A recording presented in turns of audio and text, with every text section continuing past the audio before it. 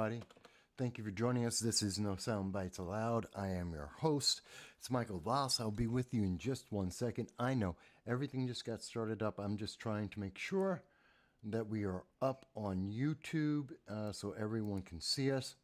So bear with me as I'm doing this background typing here. It'll take just a moment. I haven't forgotten anyone. Just need to get this typing.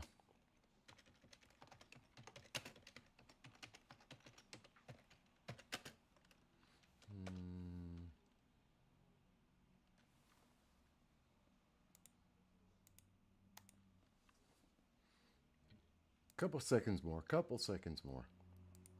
Bear with me, folks. Bear with me. I know that I'm there. I know you can see me. And you should be able to hear me. Like I said, I just want to make sure YouTube is up and everyone can see the stream so that I can hear all of your comments, everything that you want to say, everything that's important to you.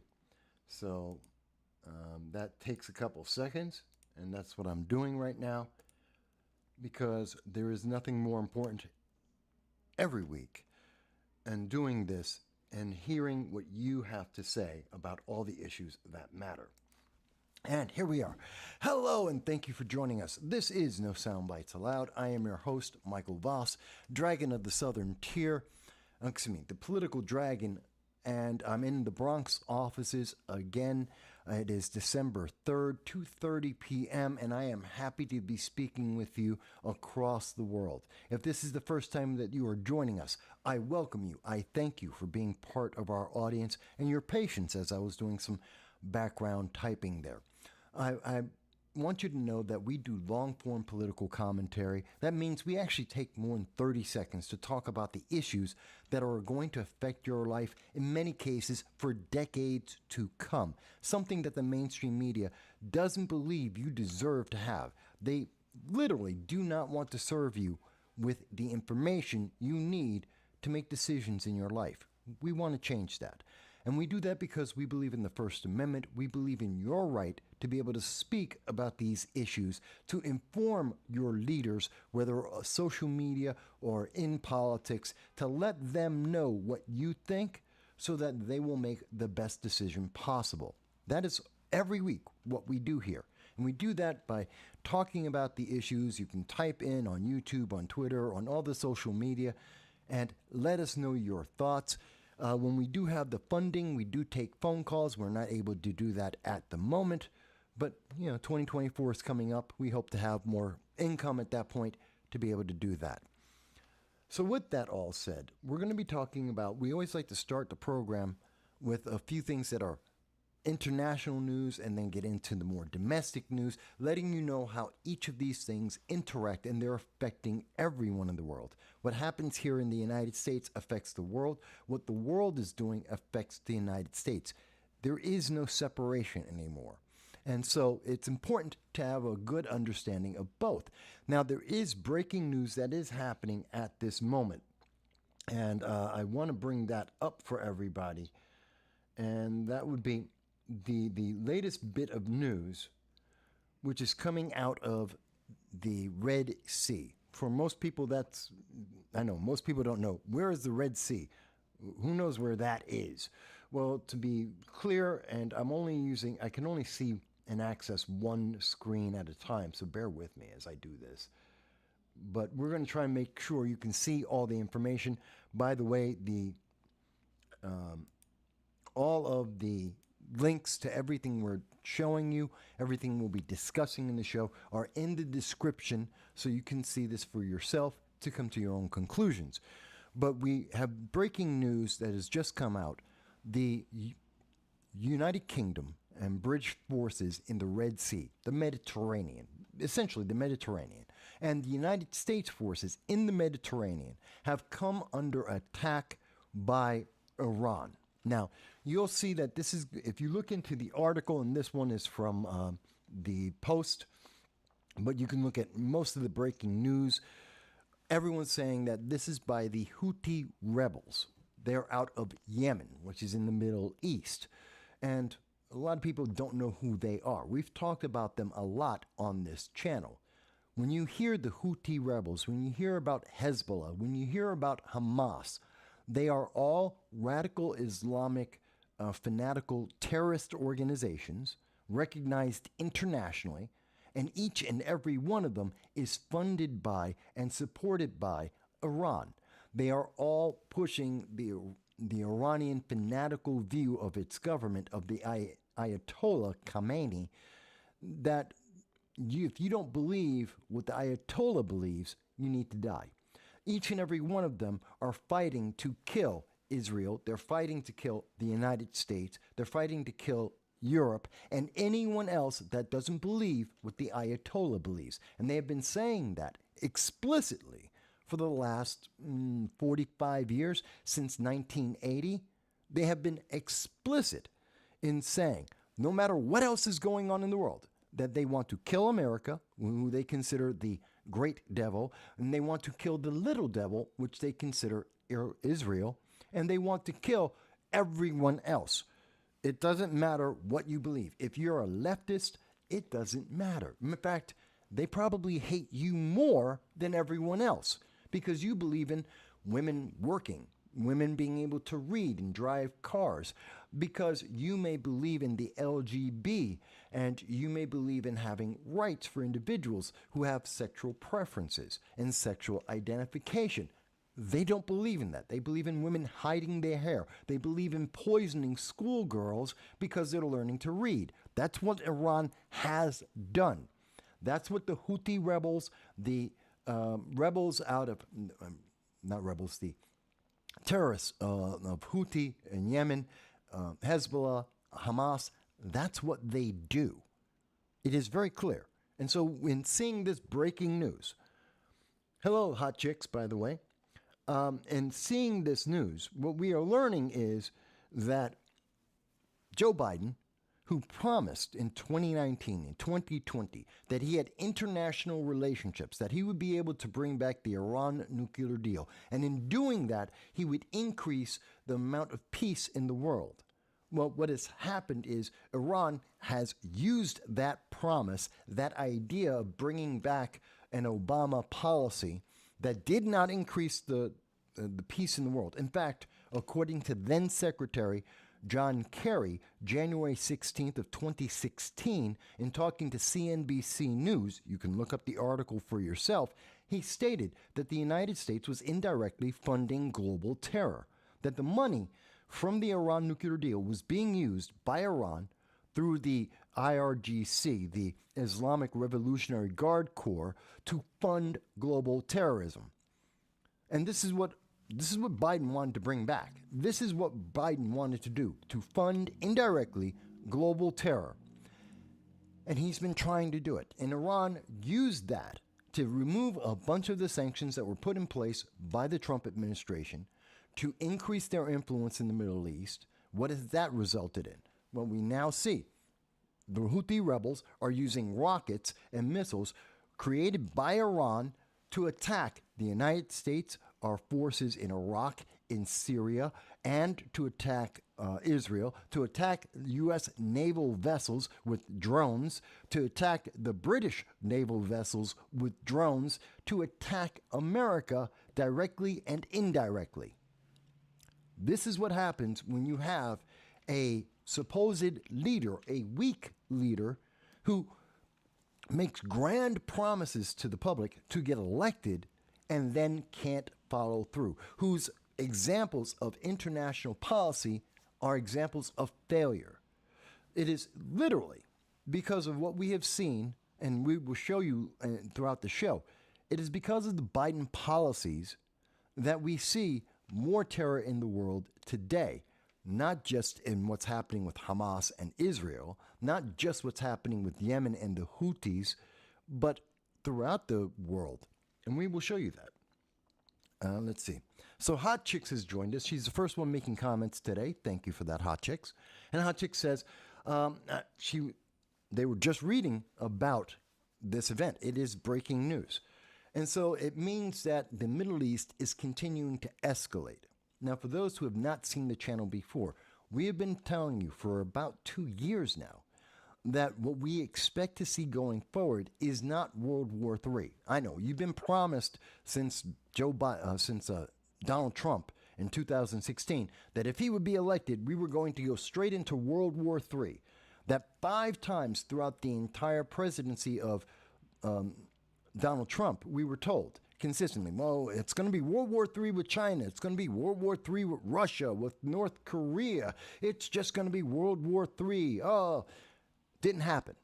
In fact, we had more stabilization in the world, and we had more peace agreements between Israel and the Middle East than we had seen in decades beforehand.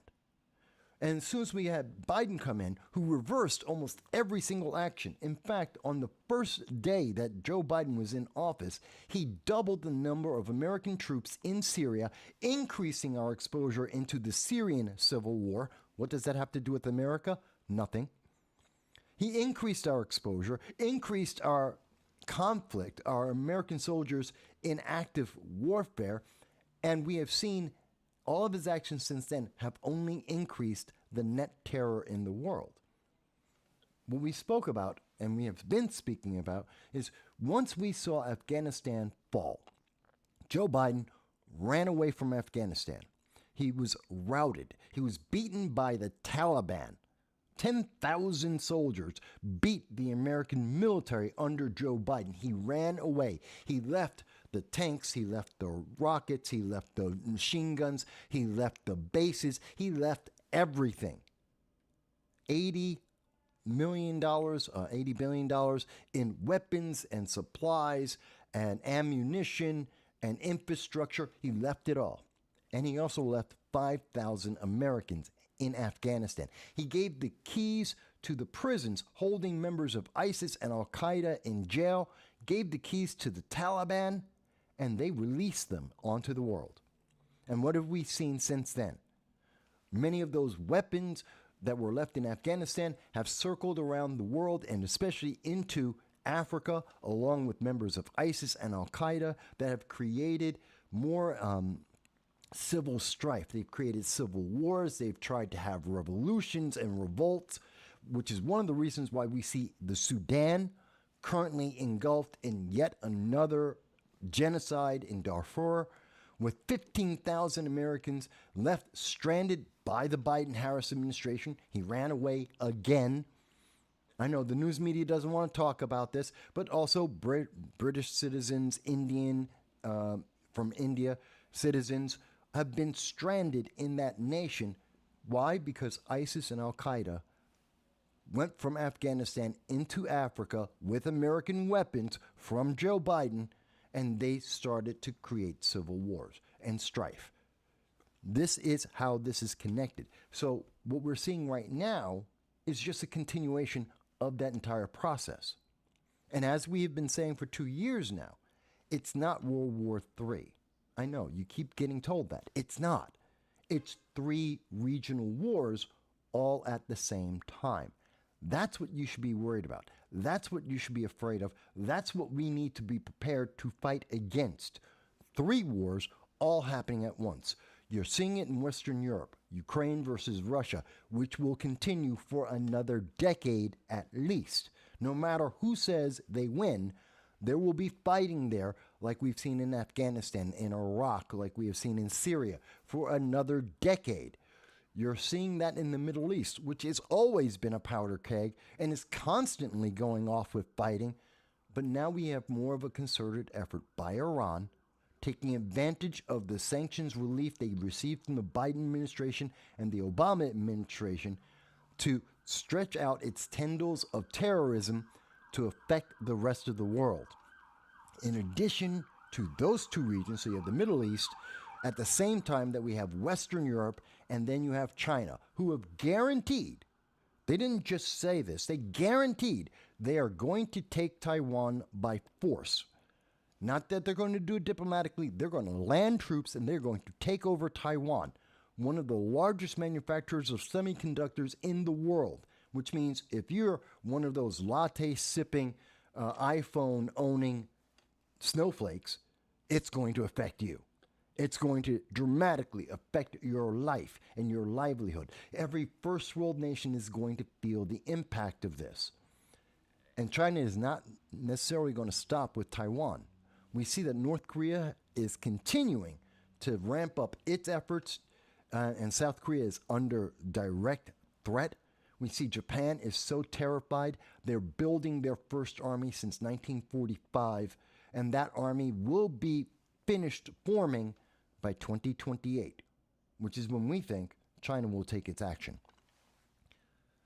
Let's see, we have user has been banned, has joined us as well. That in mentioning that Joe Biden wears Depends, and did Venezuela. There's also conflict in Venezuela at this moment. There's this disputed border between Guyana and Venezuela, which is under the control of Guyana as approved by the UN.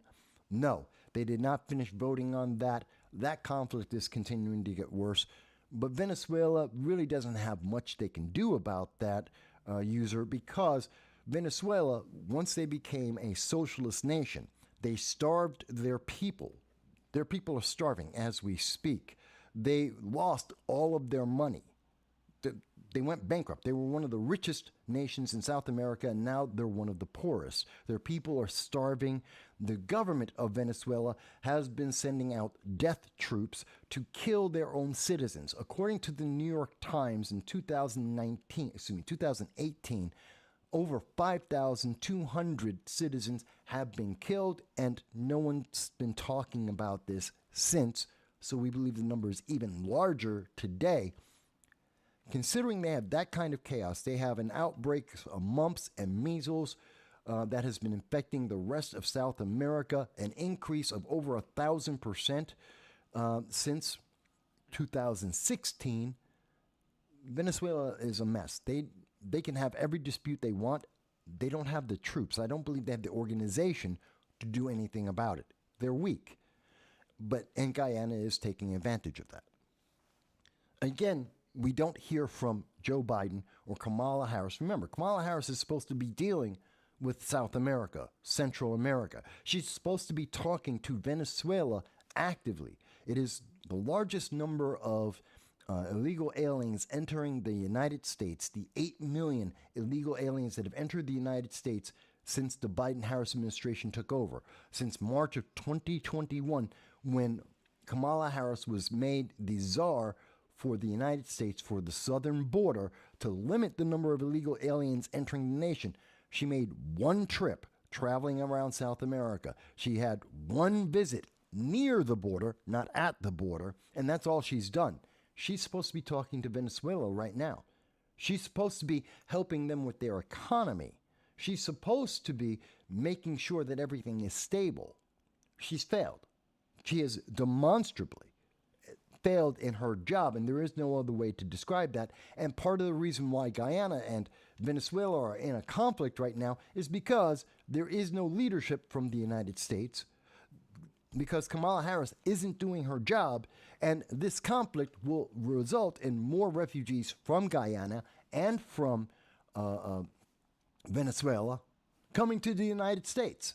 It is in her best interest and the United States' best interest to be involved in this and to relax this. But part of the reason why we have the problem is the Biden administration lifted sanctions on Venezuela, a socialist nation starving its own people. And that's why we have oil, because Joe Biden, he killed the XL pipeline. He killed leases for oil and gas. He restricted the amount of energy independence of the United States.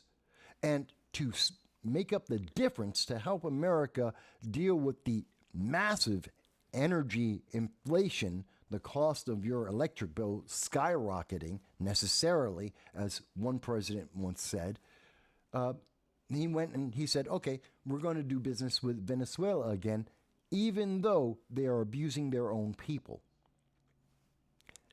It just goes to show you how bad this is. And again, this is the international affecting the United States, and the United States affecting the world. Because if we had a strong leader, if Kamala Harris was doing her job, if she was capable of doing her job, you would see more stability in Venezuela. The Venezuelans wouldn't be fleeing their nation to come to the United States in such large numbers. They would be able to support their people as they did in the past in 2012, 2014, when they were able to lead South America, and the quality of life of Venezuelans was something that even Bernie Sanders was saying America should imitate. Do you remember that? See, again, we have a long memory on this channel. I remember when Bernie Sanders in 2014, as he was looking at the elections, when he was coming up and saying, well, America should emulate Venezuela. We should follow their socialist doctrines and be just like them. That was right before they decided to start killing their own people. That was right before they started starving, because socialism doesn't feed people. Socialism never works. And we saw that with Venezuela. And now you see, oh, Bernie Sanders is taking a step back, saying, well, that's not exactly what I meant, and they're not exactly the best. They didn't do it right.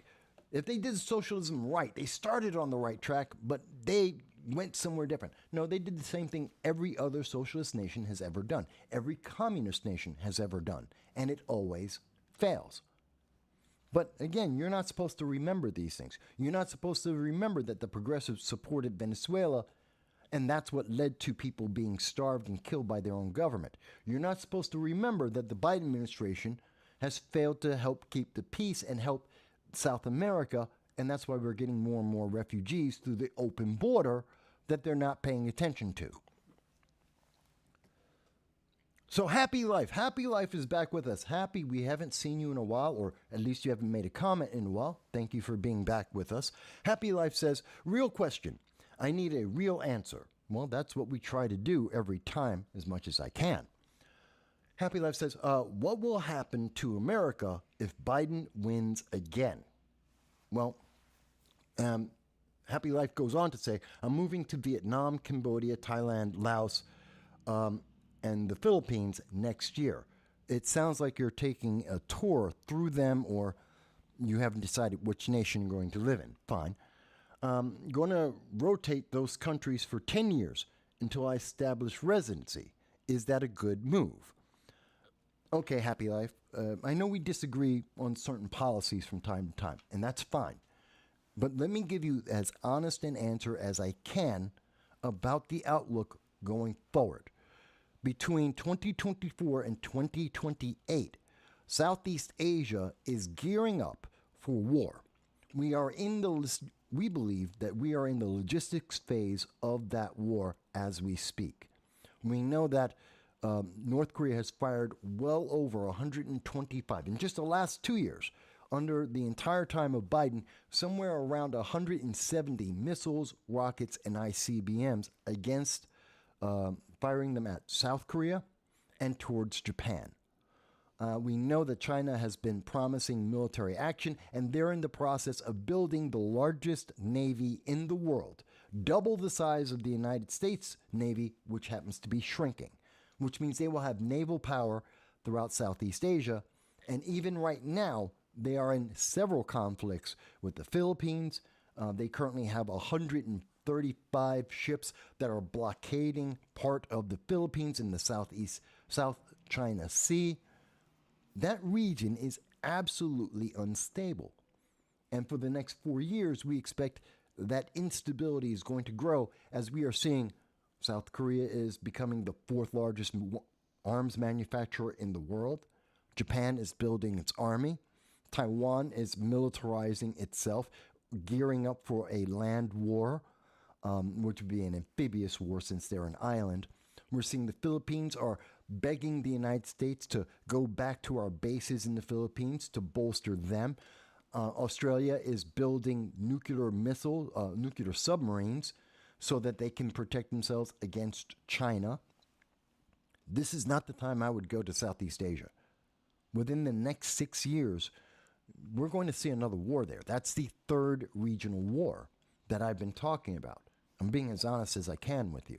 I expect that you're going to see the Philippines, South Korea, Japan actively involved in conflicts either with North Korea and or China directly.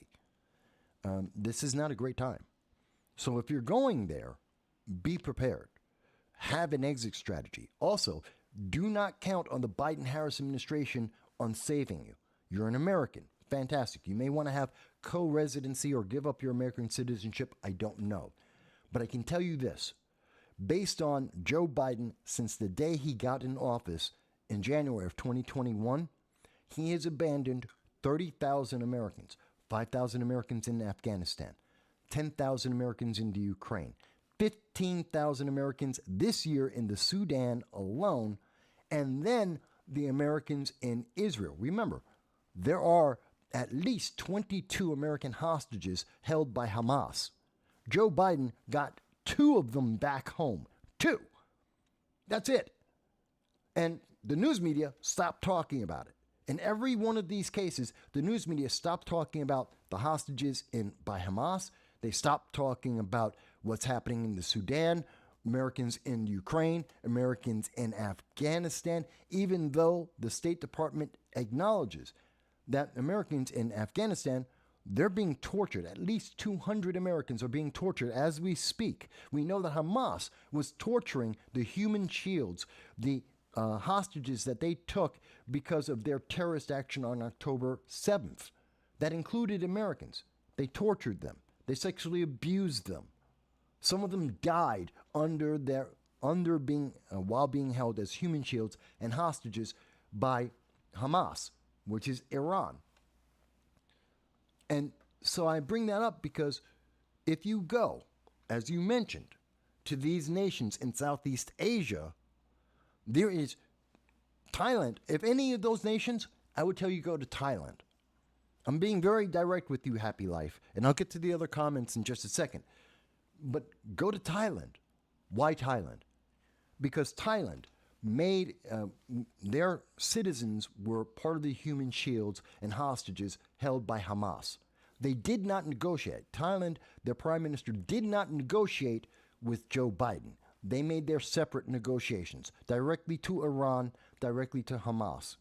They got back over 17 of their citizens, 4 of whom we didn't even know were being used as human shields. We didn't even know that they were on the list of hostages taken by Hamas, which means the total is at least 246, not 242 as we initially thought. So they successfully got almost all, at least we believe, almost all of the Thai citizens were released over the last week, whereas Joe Biden got 2 Americans out of 22. He got almost no one home. And he got lucky that there was an extension of the ceasefire to get the second American home because he had only gotten 1. And I know he lowered the expectations, and many people are watching this right now and going, but Mike, there's only 3 Americans that were still held. No, that's what Joe Biden said in his speech. He only talked about 3 Americans because that's probably who he was negotiating to try and get. But there are 22 Americans, at least, that were taken hostage. The news media just doesn't want to talk about it. Joe Biden doesn't want to talk about it. He lowered the expectations, so now he can say, I got 2 of the 3 Americans I told you I was going to bring home. He's very successful. If he told you, I only got 2 of the Americans home out of the 22 that are currently being tortured by Hamas, well, then he looks like a failure. This is how they play the game. So if I would go to any of those nations, Happy Life, I would go to Thailand. They seem to be the most successful at protecting their people and their people's interests and getting them home. Joe Biden is pretty much the worst in the world. The worst. Ireland got more people back as a percentage of hostages being released than Joe Biden did. Everyone in the world got more people home than Joe Biden did. So I hope that answers your question. And for those who have never seen the channel before, yes, I will take any and all of your questions. You may not agree with my answers, but I'm also going to give you the reason why I have that answer. You may not agree, but I will always give you my honest understanding and give you a complete answer. Yes, it takes more than 30 seconds. because you're not a child. You need to have more details to make a better decision. I hope that helped you, Happy Life. Whether you agree with me or not, that's the outlook I see. That's what I believe is going to happen, and I think Thailand is the best of those nations if you have to pick one. Dow says, Dow, who's also lived overseas, Dow says, Happy Life, I worked with several people from those countries, and their plan has been to work here and then take those skills back to those countries with the dollar and live like a king. Yeah, you can. You can live very well if you can maintain your American salary in those foreign countries. You'll live very, very well. If you have to live by the standard of those countries, you're going to be in poverty. Let me see. Happy Life says, thanks for the advice from me and the rest of the. We have an international audience that watches the show and often comments. If there are others who are in other parts of the world that would like to comment as well, please address Happy Life directly. Always be respectful, even if you disagree. I don't think I need to say that for my audience. I say that because of the censors that look at the channel. Happy Life says they're going to go there and live like 1%, a 1%er, because the average person makes about $3,700 a year in that region. That's accurate. That's accurate. If you're an American, you make $12,000 a year. Abject poverty in America, you're richer than 61% of the rest of the world. If you could transfer $12,000 into virtually any other nation in the world, second or third world nation in the world, you will live at least middle class, if not rich, in those other nations. That's a fact. Again, and Happy Life mentions that if it becomes unstable, that they would come back to America or to go to Central America. Again, Happy Life, I want you to be very clear about this. Make plans yourself. Do not count on the American government under a Democrat or a progressive saving your life. They won't. We've seen the example. Joe Biden, Kamala Harris have made it very clear. Listen to the Democrats when they talk about Afghanistan, if they talk about Ukraine, Sudan. The fact that they're not talking about any of these places, they're not going to come save you. And I have to also admonish the Republican Party, because while there are some members of Congress, like Claudia Tenney, who do bring up these hostages, they bring up Americans that have been abandoned from time to time, there is not enough of a conversation in the GOP about this. I mean, they occasionally will talk about the Americans that were lost in Afghanistan, and they've said it could be as high as 9,000 Americans abandoned, but they don't really talk about it until there's an election. We need more conversation all the way consistently. We have mentioned this almost every single live stream we have done to some degree or another since September 1st of 2021. And I have to tell you, have a backup plan. Do not trust under the establishment Democrats, the establishment Republicans, or the progressive wing. They're not coming to save you. You better have a backup plan. Remember, when the conflict in October, when Hamas attempted to commit genocide against Israel in October, the United States government under Joe Biden and Kamala Harris, they were charging Americans to try and get them out of Israel. They were charging them to come home. It's mind-bending. So please make sure you protect yourself. You have an escape plan separate of relying on the United States government, because they don't seem to be very effective at this time. Okay, folks, so as you may see, we talk about a lot of different things. They all affect you. And maybe you're like Happy Life and you're saying, well, maybe I could if I could do my job remotely in another part of the world, I could live so much better. Yes, you could. Again, if you make $12,000, you can live middle class in almost 80% of the world. But here's the problem. You also have to take into account you're going to be a target wherever you go.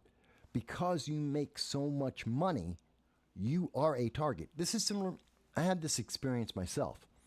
For those who aren't familiar, back in 91 and 1991, I was living in Moscow. Yes, Moscow, Russia.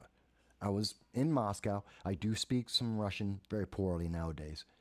And I was working for a U.S. company actively in Moscow, in the second, just outside the second ring of Moscow. And for those who live in Moscow, you know what I mean, the second ring.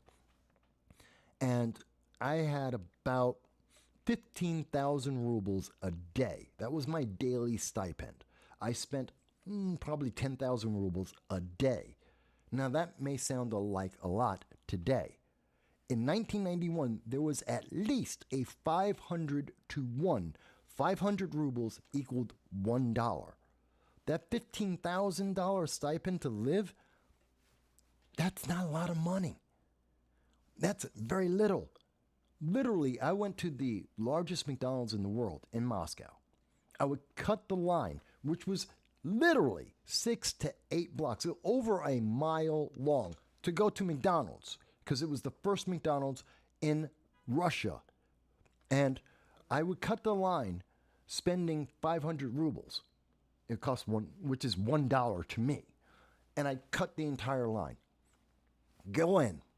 I'd order enough food for a family of 5. Literally, I'm talking about a sack of fries. I'm talking about a sack of burgers. Walking out of there, and I would have spent less than $5. Less than $5 with enough food to feed a family of 5. Okay? If most Russians knew that, I went out every night after work. I would go out to the Russian ruble casino, and I had a driver assigned to pick me up and to take me to the casino.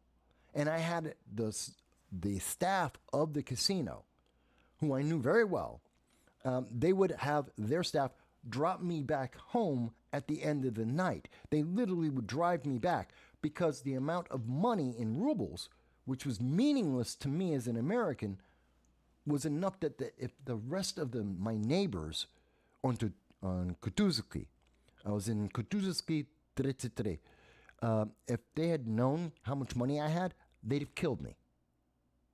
Because I was walking around with 5 years of income every day.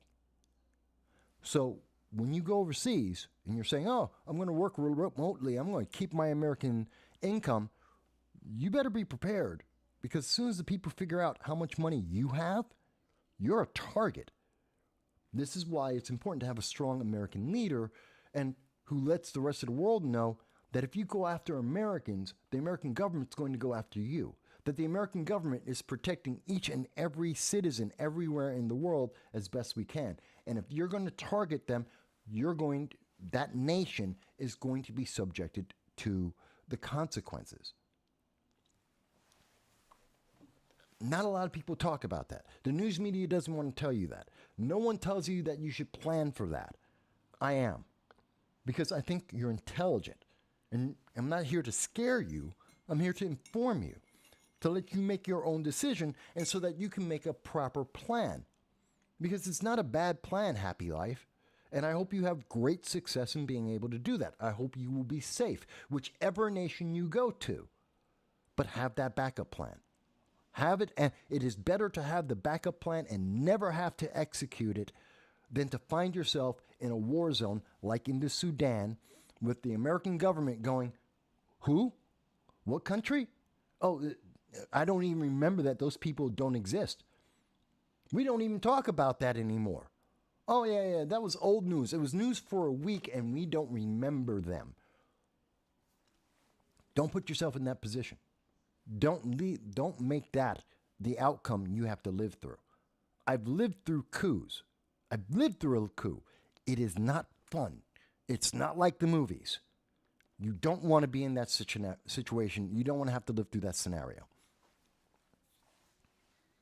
So, again, yes, and user has been banned. Mentioned it was the USS Carney. Yes, that's what we started off the breaking news, which led us to this. We did mention it is I didn't mention the ship. It is the USS Carney, which was attacked by the Houthi rebels, which is Iran. That is Iran. So America's being attacked by Iran. The news media just doesn't want to say that.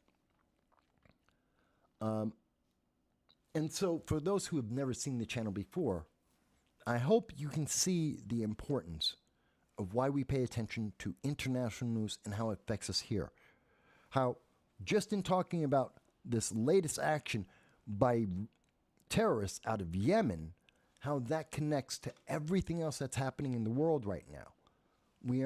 They're not separate issues. And if someone's trying to tell you, well, it's only a 30-second story and you don't have to pay attention to it, they have a reason. They don't want you to know something. They don't want you to think about it, because you will suddenly understand your government's not doing everything it should be doing to protect you. They're not living up to the promises that they have made to you and the exact purpose of why government exists, to protect its people. That's the number one job of the government, to protect its people, at home and abroad. And the Biden-Harris administration quite literally has failed on that in every single aspect. But we will go on in just 1 second. Happy Life has said thank you to me and everyone in the audience, everyone who's typing. And again, please feel free to give more insight in the comments. I am perfectly happy with that. Please be respectful. I have never known my audience not to be respectful. But even if you disagree with any aspect of what I've said or what Happy Life may be saying, please be respectful. Give as much information so Happy Life can make the best choice and have the happiest life possible. Dow mentions that Happy Life says, I never get notifications for your show. It's disturbing. No, it's not disturbing. It's the algorithm. It's on purpose. It is amazing. And, we're doing the year end, getting ready for the top 10 videos of the year. And it's really amazing to me because as our channel has grown, and I appreciate every single subscriber that we have, we've been doing this for over 10 years. And as we have increased the number of subscribers that we have decreased the number of views per video. Literally, if you went back 5 years ago on any random video, we had more people watching either the live stream or our videos than we do today. It's because of the algorithm by YouTube. We had more people coming to our live streams a year ago, 2 years ago, 3 years ago than we do today. Why? YouTube has an algorithm. YouTube already came out and said for the 2024 election, to fortify that election, that they are going to de-emphasize, that's the word they use now, de-emphasize the unapproved news media. That would be me. And they're going to emphasize the approved media. That would be ABC, CBS, CNN, the New York Times. They're going to magnify that and shove that into the feeds of everybody that uses YouTube, regardless of what you actually watch or what you are subscribed to. It tells you they have an agenda. They have a purpose. They don't want you to have these conversations, to have this discussion. And we're Americans. I mean, I get it if they're saying that about, I don't know, Malaysia. They're saying that about, I don't know, Uganda, or maybe Moldova. Some other second, third world nation that doesn't have freedom of speech. In fact, pretty much every other nation in the world. But in the United States, we have that freedom of speech. We should be able to talk about these things. And they don't want you to. They literally don't. Dow mentioned that he's talking about this week, there was COP28 that just took place, where 200 world leaders came together to talk about climate change. Remember, that's the greatest threat in the world, according to Joe Biden and Kamala Harris, sometimes. When it's politically advantageous, when they need to distract from any other issue of what's going on in the world. The most dangerous thing in the world is not being tortured in Afghanistan. It's not that you're being used as a human shield by Hamas. No. The most important thing in the world is, of course, climate change. By the way, the United States is the single best country in the world in reducing greenhouse gases. That is a fact. That has been a fact since 2015. In fact, the United States reduces greenhouse gases more than all of Europe and the United Kingdom combined. That is a fact. There is no other country comes close. We are over 6 times, we reduce more than 6 times the number of greenhouse gases than our closest, than any other nation, which would be the United Kingdom. They would be second. 6 times more reduction. So when we go to the climate change conference every year, we get stupid statements like the one from Kamala Harris this year saying, because Joe Biden, we have achieved, because of the Inflation Reduction Act, which spent an additional $400 billion that the United States did not have, increasing the amount of inflation. Think about that for a second. The Inflation Reduction Act spent $400 billion we don't have to fight climate change that we lead the world in reducing, that we are already the best in the world at doing. Makes no sense. We threw money out the window, we burned it up, we increased inflation. And Kamala Harris is standing there saying, because of the Biden administration, we've had success. We've been the best in the world for a decade. There is no nation that does better than the United States in reducing greenhouse gases.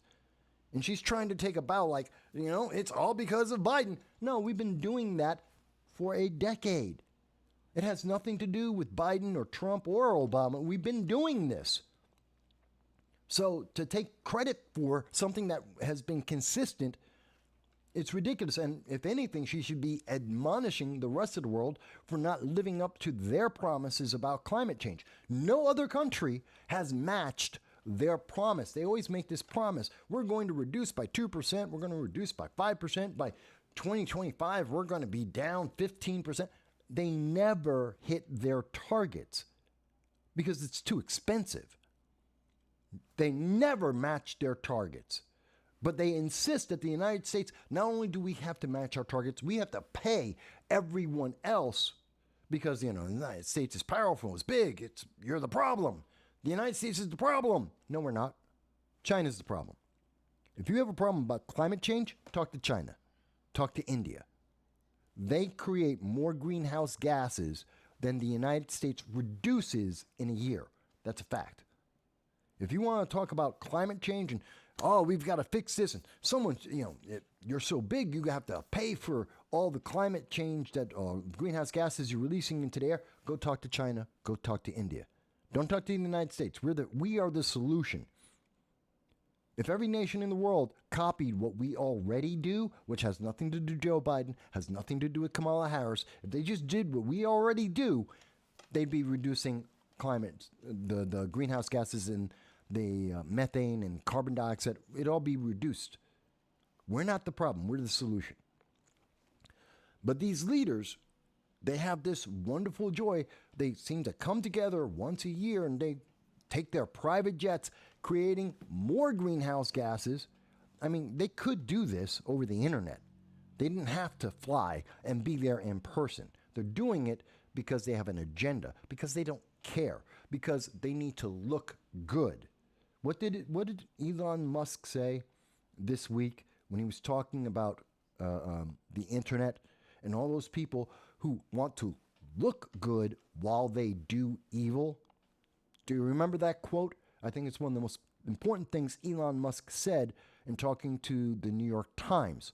Not his comment about Bob Iger, not him telling the advertisers what he thinks of their blackmail. No. It was when he said, he's watching so many people on social media and the news media that are so busy trying to look good while they do evil. That is the COP28. That's the climate change conference every year. These countries want to look good and they do nothing about something they say is the most critical issue to humanity in our existence, which I think is absolutely ludicrous because the planet will exist without human beings. It existed before us, it will exist after us. Life existed on Earth before us, and it will exist after us. And we have absolutely no impact. We cannot change the climate. The climate will change because it always does, every day, as it has been since the planet first was created. We've had 27 global ice cubes. The planet literally was an iceberg 27 times. The planet was a complete desert 26 times. That's what the science tells us. We had no conditions about that. We had nothing to do with it. There's been more carbon dioxide in the environment going back into the past than exists today, partially because of volcanoes, partially because of lots of geological issues. That has nothing to do with human beings. It is pure ego to assume that we can change. Your newscaster, the science, can't predict what's going to happen to the weather tomorrow with a margin of error that is better than 50-50. They have no idea. And yet you expect that they're going to tell you what's going to happen to the environment, that they can control the environment. The very same climatologists that have been wrong in every single prediction they have made since 1958. This is a fact. Again, something that a lot of people don't like to remember, that push this. The progressives don't want you to think about this or to research it. They started with global famine. Didn't happen. That was in the 1960s. They went to global cooling. Didn't happen. Then they went to global warming. Then they went to climate change. They keep changing the goalposts because everything they have ever predicted has been wrong. Always. So that's kind of me talking about the climate event. And again, if you disagree with me, if you think, Mike, but I think you're wrong. Fantastic. Why? It is a fact that climatologists, every prediction they have ever made has failed, has been proven wrong. And in science, if your premise, your theory, your theorem is proven incorrect, you go back and you make a new theorem. For climatologists, you say, just give it more time. You don't change your theorem. You say, well, we just don't have enough data. That doesn't make sense. You can't do that in anything else in science. Not in physics, chemistry, astrology. If your theorem is wrong, you go and figure out why. You start from scratch and redo everything because you're wrong. If it comes to climate change and climatology, the answer is, I'm right, we just haven't gotten enough data, we haven't spent enough time. I'm going to be right at some point. That's not science. That's pseudoscience. That's like phrenology. By the way, phrenology is looking at the bumps on a person's head to determine, which is supposed to identify their characteristics. It's kind of like astrology. It's not science. It's a pseudoscience. It doesn't make sense. That's climate change. That's climatology. You don't have to agree with me. You can say, Mike, I disagree with that completely. Fantastic. Show me the evidence where climatologists have been correct. Oh, the hockey puck, which has been discredited. Well, their predictions have always been wrong. I mean, just saying. But this goes back to Happy Life. Why don't people get notifications about us being live? Why don't they get notifications about this channel?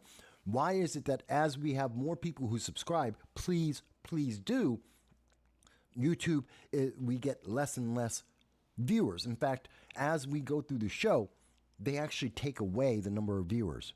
Literally, the show will end, and they will reduce the number of people who actually watch the show. We'll have 50, 100 people who will watch the show, and then they'll report, actually, no, we cut that number down to 75. Why? Don't know. They just take away views. It's very upsetting. So I wanted to talk. So we talked about. Wow. It's already been an hour. So we've covered a lot of different things. And I'm always happy to take your questions and to go into whatever you think is the important news. If you disagree with anything I've said, tell me why. I'm happy to hear it because this is a conversation and we are having a conversation.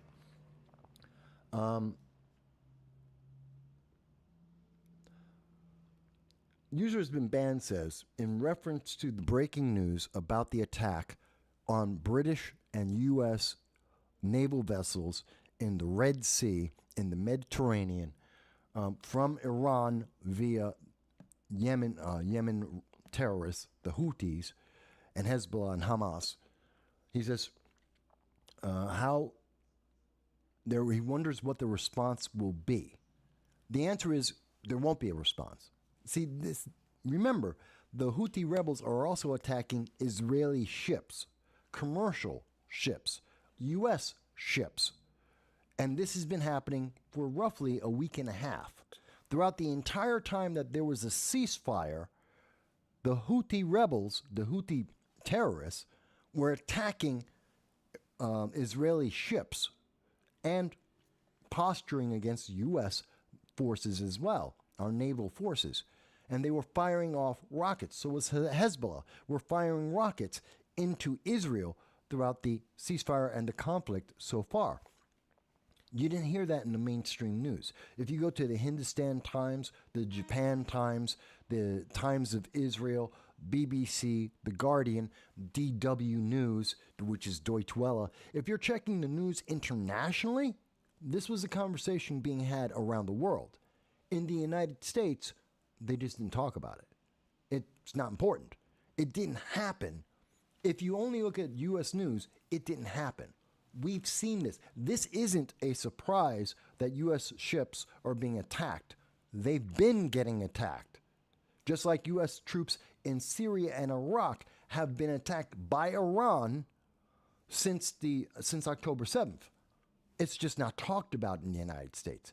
It's not news because you might not vote Democrat 2024 if you found out that the Biden-Harris administration has failed, that their policy has failed, that they don't have the respect they want you to think they have around the world, that they don't have the fear they want you to think America has under Biden and Kamala Harris.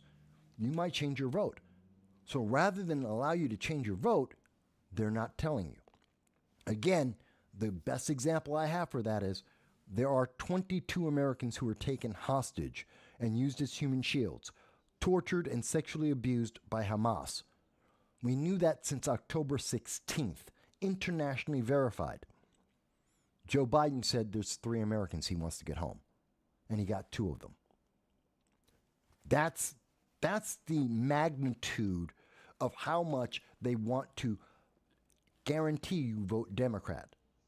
Rather than tell you the truth and the failure and the problem that is facing America right now, they would rather lower your expectations to the barest minimum they possibly can so that Joe Biden will at least match that minimum effort so that you will still vote for him.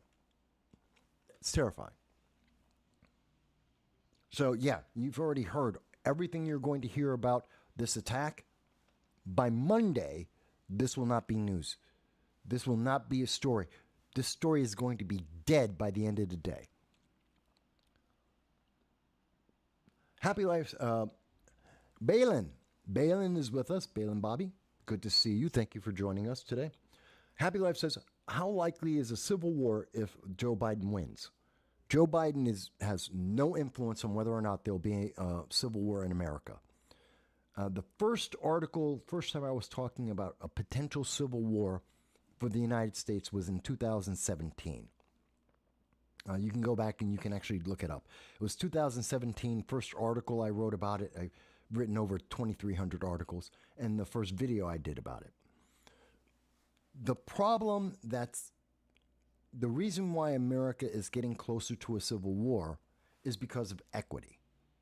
It's because the progressive left which has a huge influence on American politics because they have key leaders in businesses and elected office coming out of the colleges. The colleges indoctrinate them, like we see with Cornell University, indoctrinating their students to think that Hamas, a terrorist organization, is something that they want to be part of. So those very same indoctrinated students, they get out of Cornell, they get out of Harvard or Columbia or Binghamton University. They graduate and they go into businesses to become CEOs like Bob Iger, or they go into politics like AOC. And they push these ideas, not based on experience, not based on the reality of the world, but based on the indoctrination, their ideology. Their ideology is more important. We heard this from AOC when she spoke in 60 Minutes, and she made it very clear. It doesn't matter what the empirical, mathematical, semantic truth is. The truth is immaterial. It's meaningless to these progressives and to these leaders. What's important is feelings. How do you feel? Even if you're being lied to, even if what is being said isn't true, it doesn't make sense, it's empirically incorrect, doesn't matter. How do you feel? Because how you feel will keep them in power. Because you're easy to manipulate if we're working on your feelings. Feelings are easy to motivate and to change. It's hard. You can't change facts. Facts are facts. They don't change just because you want them to. Feelings do. So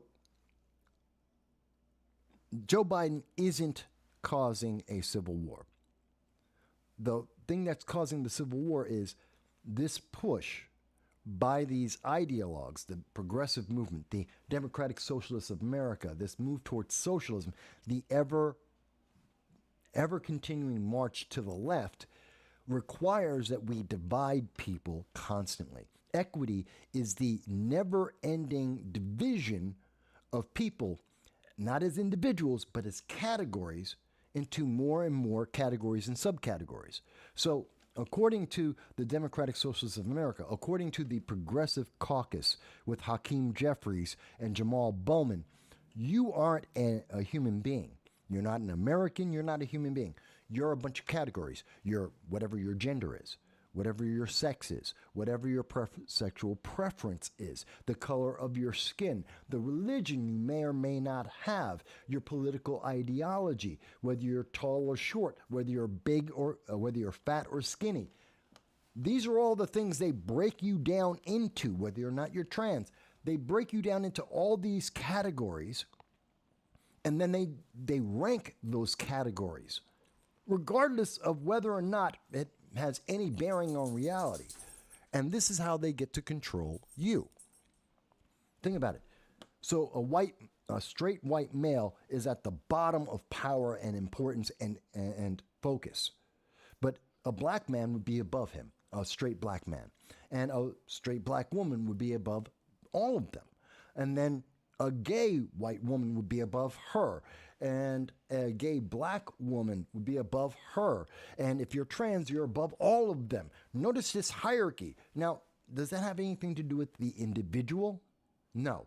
But because they're all competing for the same limited resources, whether it be money or housing or jobs or quality of life, because we're all competing for the same thing, and some people we're literally taking away from the people at the bottom of that equity list to give to people at the top of the equity list arbitrarily, then you're causing division, you're causing animosity, you're causing anger.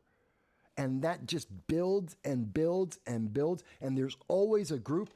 Lesbians are upset about transgenders because they've usurped them. The LGB is upset about the MAPS, minor attracted persons, otherwise known as pedophiles, because they've infiltrated and using all the work that the LGB have done over decades to try and advance their political agenda that most people do not agree with. I do not agree with pedophiles whatsoever.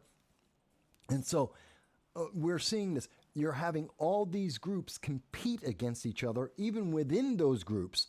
Oh, are you black spaces. Remember the safe spaces in colleges, like at Binghamton University? Many of these colleges, you have safe spaces, but it depends on the color of your skin. If you're light-skinned and black, you're not allowed into some of those safe spaces because they're only for dark-skinned black people. That's a reality, folks. That actually exists in 2018, 2019. Look up the articles. They exist. It was in Georgia, in fact. We have segregation coming back. Think about that. This is part of the equity movement, where we have schools like in Illinois right now and in Georgia right now, where we have teachers and principals and superintendents that are saying, oh, well, we have to have different classes based on the kids' color of skin so that, so that we can be equity. We got to be careful. These kids are deprived. They lack privilege. And so we have to give them more and take away from the other students. Now, that has nothing to do with the ability of the students that are involved. That has nothing to do with the qualifications of the teachers or the schooling or what's being taught. It's all about the ideology. And quite honestly, what is it? It's segregation. It's the very same thing that in the 1960s we had our entire nation unify and fight against. We said segregation is bad. Well, here it is in 2023, and the progressives tell you, no, segregation is good. They just changed who's being segregated against. Well, guess what? If you agree with that ideology, tomorrow you may be the next person they're using that against. If segregation is good against any one group of people, then you can use it against all groups of people. It's just a matter of when. Which one is popular at the moment? Right now, it's white men. It used to be black people. Tomorrow, it might be Hispanics. It could be Asians. It could be because of your religion or your gender or your sexual preference. Why not? If you can segregate, then you can segregate against anyone for any reason. Oh, but you're not supposed to think about that. You're not supposed to say, well, wait a minute. That's not right. That's not the way it's supposed to be. You're right. That's why we had the civil rights movement and why it was such a big deal. Because segregation isn't good. Separate is not equal. Remember, that's the whole thing. Brown, separate but equal. Doesn't work. But that's what we're doing now. Because the progressives are saying, well, it's CRT, critical race theory. White people are evil by birth because of the color of their skin.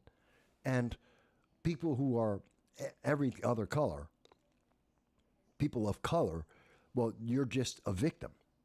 It's a culture of victimhood. And I really can't agree with this. And I'm going to get to some of the comments because I know I've been going for a while, but let me make this other part very clear. One of the reasons why I am so angry about this victim mentality that they are trying to subject the nation to, the reason why I'm against this equity ladder that they're trying to build, is I have brothers and sisters who are white, essentially. They're as white-skinned and white as someone who is Polish or Italian. You wouldn't know that they're white Puerto Ricans, or rather that they're white Puerto Ricans. You wouldn't know that. They're my brothers and sisters by blood. But you wouldn't know. But I'm supposed to hate my brothers and sisters because they're white-skinned and I'm not. That's stupid. I love my brothers and sisters. I love my family. Some of the members of my family are darker skinned and lighter skinned than I am. Does that change that they are my family, that I love them? No. But if you believe in the ideology according to the progressives, yes, you would need to hate them. You need to hate your brothers and sisters because of the color of their skin, regardless of the fact that they're your family, that they may be wonderful, good, kind, saintly people. But just because of the color of the skin, just because of their sexual preference, just because of their political ideology, you're supposed to hate your brothers and sisters. This is how, and this wraps up to, this is how we get to a civil war. This is how we get to a civil war. And that's why it has nothing to do with Joe Biden.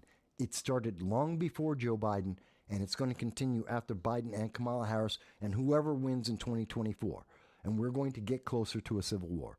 And I think, if I am right, when we have 3 simultaneous regional wars going on in Western Europe, in the Middle East, in Southeast Asia, that's when we will have the United States fracture and go into a civil war because of those conflicts and how we have to deal with it. That's what I believe. Okay.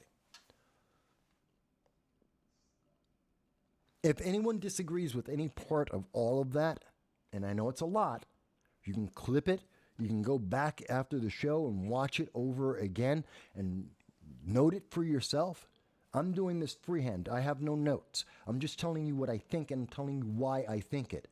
If you disagree, I'm happy to have this conversation. If you want me to come to your college to explain to you what I've just gone over in detail, I will come to your college. I've spoken at colleges before.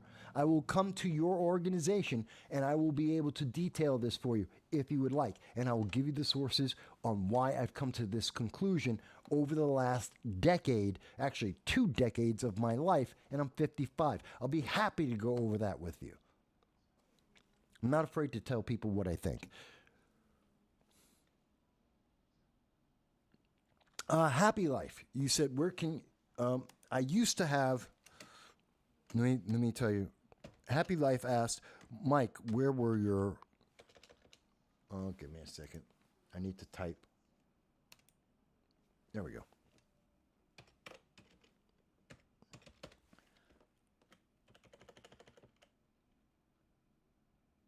Give me a second. I'm typing it out for you.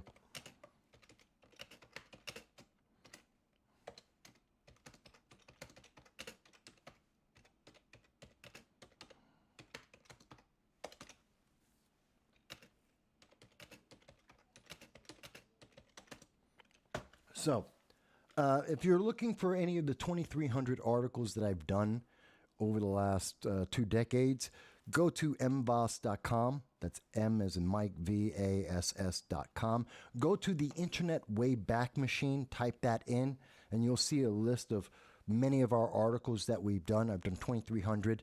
You can also look them up independently. I think you still find them under Google, depending on how the algorithm is working on any given day. I've written over 2,300 articles covering everything in terms of politics, in terms of finance and economics, just about everything. But I lost my website last year when I ran out of money. You know, it just cost thousands of dollars to maintain that website. And well, as people have known, I don't have the money. So I didn't have the thousands of dollars, $400 for the site itself and the server, then another, a couple $100 for the certification badge and all the rest of that. I just didn't have the money. I don't have money. I'm poor. That's why I have a Patreon, which is $1.50 a month. That's why I have a PayPal, because I don't have the money. And so that's why I lost it. So you can go to the Internet Wayback Machine. You'll be able to find my articles. So, that being said, let me go on today. We were talking a little bit about the danger that's going on there. And by the way, I also wanted to I was talking about the Sudan earlier. There we go. And I wanted to show you that in terms of the Sudan, there it is.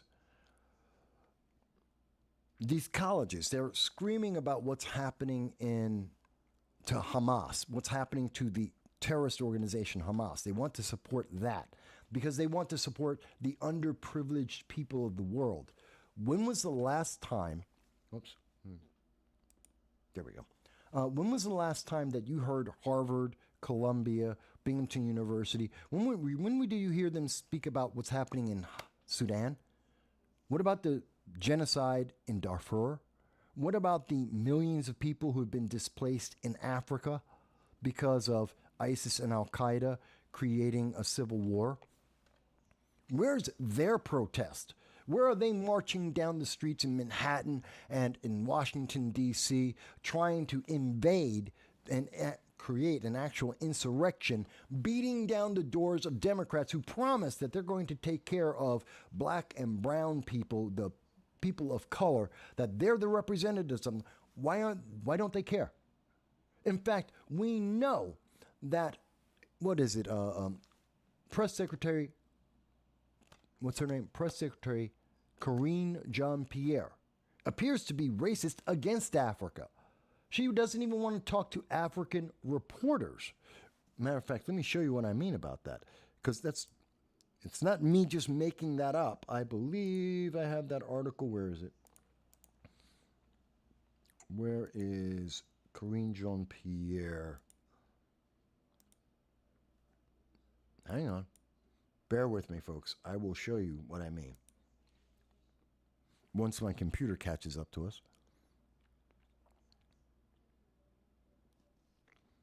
Or do I have it? Do I have it? No. Yeah. Let me show it to you this way. Let me show it to you this way. So,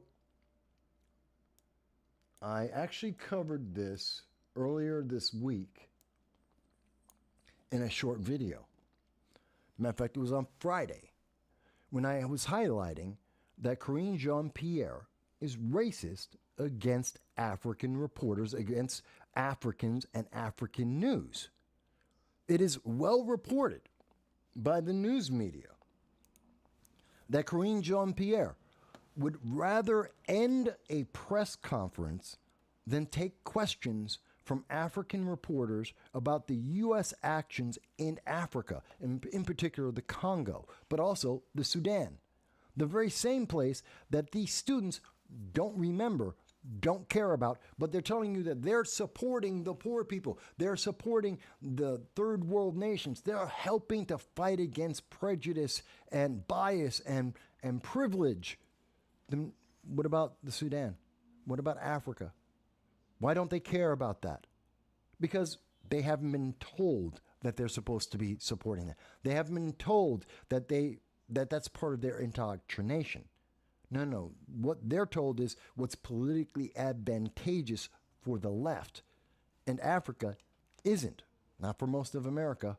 Mind you, it is where all of our lithium and the heavy metals for all those windmills, all those batteries, those electric vehicles that you want to have because you're so worried about climate change, that all comes from Africa. The very place that they don't care about is exactly where the raw resources are coming from. And guess who has control of that? China. Not the United States, not Europe, China. And so China controls your energy future. The more that you go down this path, the very same nation that doesn't care about climate change, that isn't trying to do anything about climate change, is the one that's going to control your life because of climate change. They're going to control how much electricity you get and that you can use. Because those very same Harvard students, those very same Cornell and Binghamton University students that are protesting about Hamas and they want to protect terrorists don't care about the very same downtrodden people that are being killed by ISIS and Al-Qaeda in Africa. Dow mentions that the fact that you never see any protests for the Muslims in Africa or those in China illustrates succinctly how disingenuous their support is. I agree with you. And that's why I'm pointing it out. By the way, in Sudan, that's where those 15,000 Americans are. And they don't care. They do not care. The UN is walking away from Sudan. Why? Because it's Africa. No one cares. You're telling me, these progressives are telling me they care so much. The press secretary doesn't care about Africa.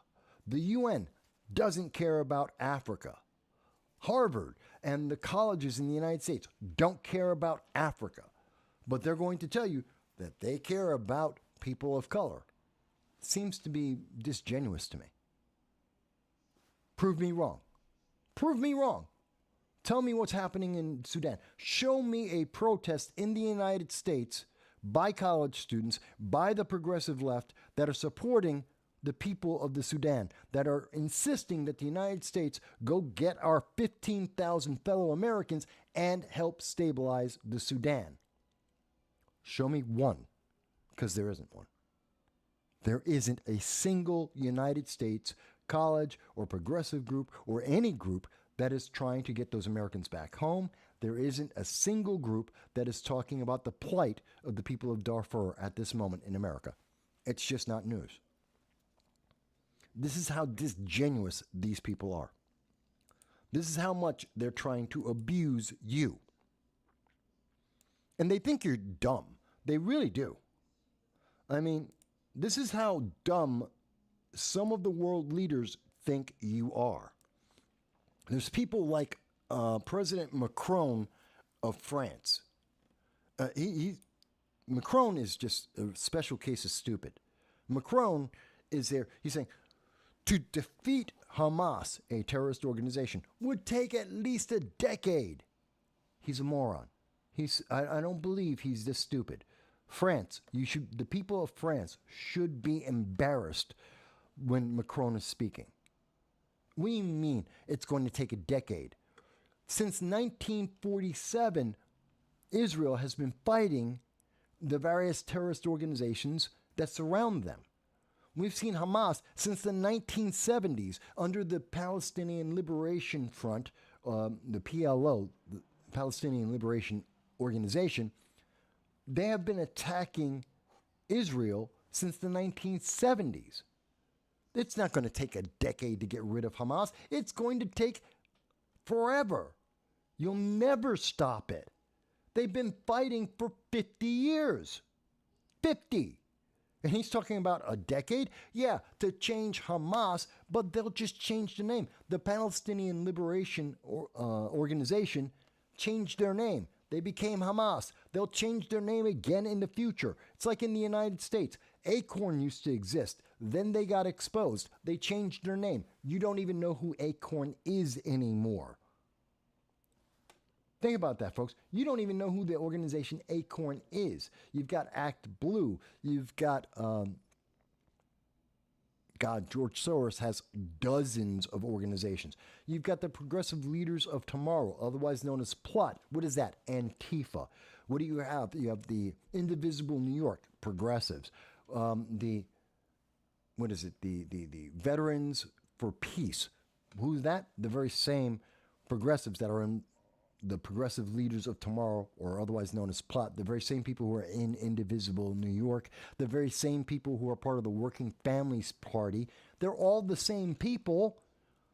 They just have a bunch of different names for the groups so that when one catches fire, when one is seen in a better light, like BLM, well, they get to use that. And when it stops being useful, they just stop using that name. They keep doing the same things because they think you're dumb. It's like Macron. He thinks you don't realize that the Palestinians have been attacking and trying to genocide Israel for more than a decade, for decades, for half a century.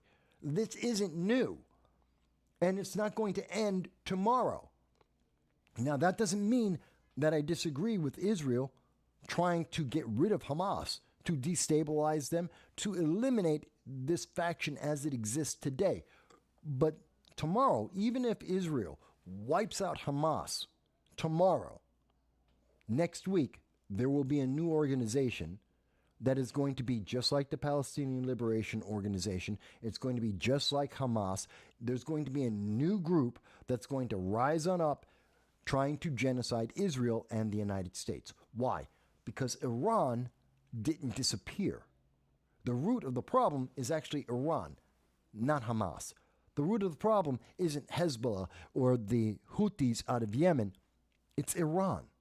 And Iran believes absolutely that they need to kill every American, regardless of your political ideology, and maybe because of your sexual preference, your sexual identity, because of the freedoms and liberties that you have. Yeah. That's just the truth. And anyone who wants to tell you something different is lying to you to some degree. Either they're ignorant or they're lying, kind of like Macron. He knows better. He knows better. He's not that. You can't be the leader of a country and be stupid. You really can't. You can be willfully ignorant. You can abuse your people. You can think your people aren't smart enough to understand what's going on, but they're not stupid people. Emmanuel Macron, is not a fool. He knows that Israel has been under attack for half a century. He knows they're going to be under attack for another half century. As long as Iran exists, as long as Palestinians exist, as long as there are Arabs that are angry at Israel because of religion, they're going to always be under attack. That is just a fact. He knows that. But he's saying it this way to diminish Israel and to promote Hamas, to promote Iran, to promote his buddies, their organization and connection to China. And we already know, as we covered earlier this year, Macron has already said that he wants to move Europe, the European Union, away from the interests of America. If America agrees with something, Macron wants to get away from it. Doesn't matter what it is. If America supports it, Macron wants to do the exact opposite. He wants to be closer to China. Why? Because the rest of Europe is closer to America. He said this. We've covered it on this channel before. You can look this up for yourself.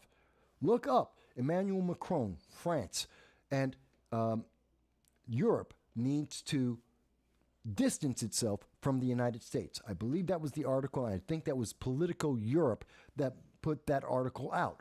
You can read it for yourself as he made the speech. So this isn't him talking about Israel. It isn't about Israel. It's about distancing from the United States. It's about thinking that people aren't smart enough to put the pieces together or to remember that he hates America.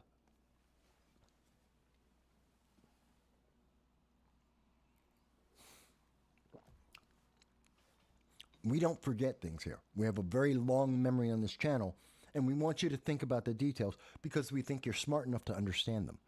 That if we lay out all the things that you're supposed to have forgotten, you'll say, oh, it makes sense.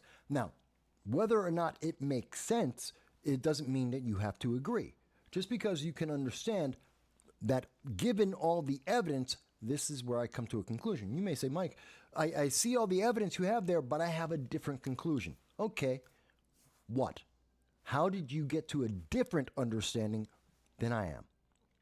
See, that's how we have a conversation. That's how we advance our technology, our lives, everything, is we have the discussion. Here's the facts. We know this. We know Macron has said that he wants to take the European Union and distance itself from America. That would include our allies, which would be Israel. Therefore, he wants to go the exact opposite direction of America supporting Israel. Well, France doesn't want to do so as much. Okay, we know that. We know that Israel is under attack. You think it means something else? You think that because we have seen Macron say these things, we've seen this in France, you want to tell me that somehow he loves Israel? That he loves America? Because he doesn't love Hamas. Hamas is responsible for terrorist attacks throughout all of France. Hamas is responsible for killing his people. Iran is responsible for killing the French people on a regular basis, far more actively than here in the United States or even in Israel. They're constantly bombing and using cars and knife attacks to kill people routinely throughout France. So it's not like they love him anymore. They hate him as much as they hate America or Israel. It's because he doesn't like Joe Biden. He doesn't like America. He doesn't like Israel. That's the truth. If we're being honest, that's the truth. So you can't rely on Europe. We have lost our Europe, our allies. The people in Europe, France, would not exist without the United States of America. That is a fact. That is an absolute fact. We saved their asses twice, 2 world wars. And now they arrogantly look at America and say, you're just too dumb, too ignorant, too fat and lazy and privileged to understand anything, and they have a better answer to everything. Screw you, Americans. You know what? You weren't saying all of that when we sent our people to your nation to save your lives. You don't have to like America. You don't even have to feel good about America, but you should respect us. And you should respect us more than what you're doing right now, Macron. You really should. Because you wouldn't have a country if you had this little respect for America back in the 1940s or back in the 1910s. But that's just the way I feel about it. Not a fan of the French. Never were. Never was. But again, the links to everything I am talking about are in the description, so you will be able to see this for yourself to come to your own conclusions. Don't take my word for it. Look this information up. Double check it for yourself. This stuff has been happening for years. I just happen to not forget. The news media wants you to forget. I don't. Whether you agree with me or not, I don't want you to forget. So what we have here is, as we've been talking in Happy Life, this reflects back to what you were asking about earlier. Hang on a second. There we are. So Happy Life and others, if you're thinking about going overseas and you're saying, oh, well, whether it's on vacation, for business, for life, whatever your choice, keep in mind, when I say that we're looking at 2028 being a conflict for Southeast Asia, that they are militarizing and they are in the logistics phase as we speak right now, well, I'm talking about stuff like this. We have spy satellites being sent up by North Korea and South Korea. And that North Korea is threatening the United States, saying that we are building brand new military bases, which isn't the case. And they are saying that if the United States tries to knock down the satellites, the spy satellites of North Korea, that will be an act of war. Well, that means that they want the ability to see what we are doing without us being able to see what they are doing as they are militarizing. And we're seeing that again from China as well. Keep in mind that this is also part of the hypersonic missiles that we cannot shoot down. China created hypersonic missiles. They gave that technology to North Korea. North Korea gave the technology for hypersonic missiles to Iran. We can't shoot them down. They're too fast. We don't have the technology to stop that. China, North Korea, and Iran all have hypersonic missiles, and they are building them en masse. This is happening right now. Our government doesn't want to talk about it. The United States government doesn't want to talk about it under the Biden-Harris administration because you may not vote Democrat, realizing that they have allowed not only that these hypersonic missiles exist, not only do we not have a counter to them to protect ourselves, but China is proliferating and sending this around the world to countries that hate us. And they are trying, and the Biden administration spent 3 years and hundreds of billions of dollars to promote the missile program of Iran. They helped Iran build hypersonic missiles that Iran wants to use against Israel and the United States, and by the way, also all of Europe. Do you see why it's important to pay attention to the details, to remember the things that are happening? We have a horrible leader in place right now, and it is affecting the world. The world is more in danger, but you're just not supposed to remember. You're not supposed to remember all the details because you might not vote the way that some would like you to. This is part of what we call the fortification of the 2024 election. This is the same thing they did in 2020, as reported by Newsweek. They fortified the election. That's their word, Newsweek. It is a shadow cabal of social media, news media, and political interests coming together to guarantee an outcome they want. They wanted Joe Biden. They wanted a more progressive government. They wanted DEI, diversity, equity, and inclusion, at the forefront of the United States government. Whether or not we have the best people doesn't matter. Do you have the right Benetton ad for your government office? Oh, they want solar panels and wind panels, even though doesn't make enough electricity. We don't have enough batteries good enough to store the energy. We don't have transmission lines good enough to send the energy from the power plant to your home. It doesn't matter. You've got to do it anyway. You got to transition from from gas stoves to electric stoves, even though when you look at California, when you ask New York State's Department of the Environment, the DOE, when you ask them, okay, how long can we supply energy if everyone switched over to electric stoves? If we start moving into renewable energy, we only have enough power. We're only able to keep New York City and New York State in power for 7 years. In year 8, 9, 10. In year 7, we'll have brownouts. 8, 9, 10, we don't have the energy. They don't know where they're getting the energy from. The renewable energy will not work. It doesn't make up the difference. So they're going to get you to an electric stove. You just won't be able to turn it on. We already see that in California. Did you remember this summer when California was turning off people's air conditioners? They were turning off people's electric cars so they couldn't recharge them because they needed the electricity because they don't have enough? Did you forget about that? Because you were supposed to. You weren't supposed to remember that happened this year.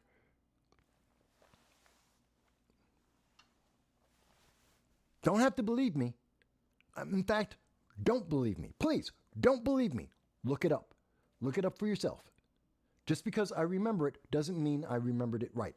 I want you to see this for yourself. I want you to make the decisions for yourself because I believe you are smart enough to make decisions for yourself. Because I am a Republican and a conservative, I'm a black Hispanic American, I'm not a progressive, which means you aren't supposed to blindly follow me just because of the color of my skin. It doesn't mean that I am the smartest man in the room just because of the color of my skin, because DEI is a lie. It is a way to subjugate you, to manipulate you. It is a way to get inferior people into positions of power and to destroy our nation. Again, going back to the question that came up earlier, is Joe Biden part of the cause of the Civil War of America? No. You know what's part of the Civil War? That all of our institutions are falling apart because we have substandard people in positions of power that they don't know what they are doing. That includes Kamala Harris. She has no idea what she is doing. She is incredibly bad at what she is doing. Everywhere that Kamala Harris has gone internationally, she has made the situation worse. Not better, not stayed the same. She's made it worse every single time. She can't do anything correct. What has she done with AI? Nothing. What has she done with the southern border? Less than nothing. Everything she's been assigned to do, she has failed at. She embarrassed the United States with South Korea. She failed in Taiwan. She failed in her negotiations with Russia and the Ukraine. She is a failure everywhere she has gone. The only thing she has done successfully is raise money for the Biden-Harris campaign to run in 2024. That is the only thing she has done right. And the only reason why she's done that well is because she's a female, I think, most of the time, and she's black. Sometimes, depends on which audience she's talking to, depending on whether or not she can get votes from them. So that's what she's there for, and that's the only thing she has done properly. If you think I am wrong, prove it. Show me what she did well. Show me her success at the southern border. Show me how she has reduced the number of illegal immigrants. Because I can go and point you to Boston, to Chicago, to New York City, to the entire state of California. Hell, I'm going to be talking about Arizona in just a minute. They are getting swamped, overrun by illegal aliens that don't benefit anyone. Remember that lie? that you've been told by Nancy Pelosi for well over a decade that illegal aliens help the U.S. economy. They're important. They actually bring in more money. They're not a drain on our funds. They help increase the amount of money we have in the American economy. That's why New York City's $12 billion in a hole just from 140,000 illegal aliens. That's why Boston and Chicago are going bankrupt and their infrastructure is falling apart. Why California, why people are flooding to leave California. I know Gavin Newsom thinks everyone's staying, but Gavin Newsom's father-in-law will tell you himself directly, no, everyone is leaving California because it's falling apart. Because DEI allowed a bunch of people who are unqualified to get the job. And they're there doing a horrible job because they are not qualified. That would include, what's her name? The new senator who replaced Dianne Feinstein, who came from Maryland. She's a political activist from Maryland that they brought to California. Why? Because there's no black Democratic political activists in California? No, because they had a better DEI fit. It was more politically advantageous to take, what is it, Presley? What's her name? Out of Maryland, and to bring her to California. It's really embarrassing. Let me go back to some of the comments here. And Users Been Banned says,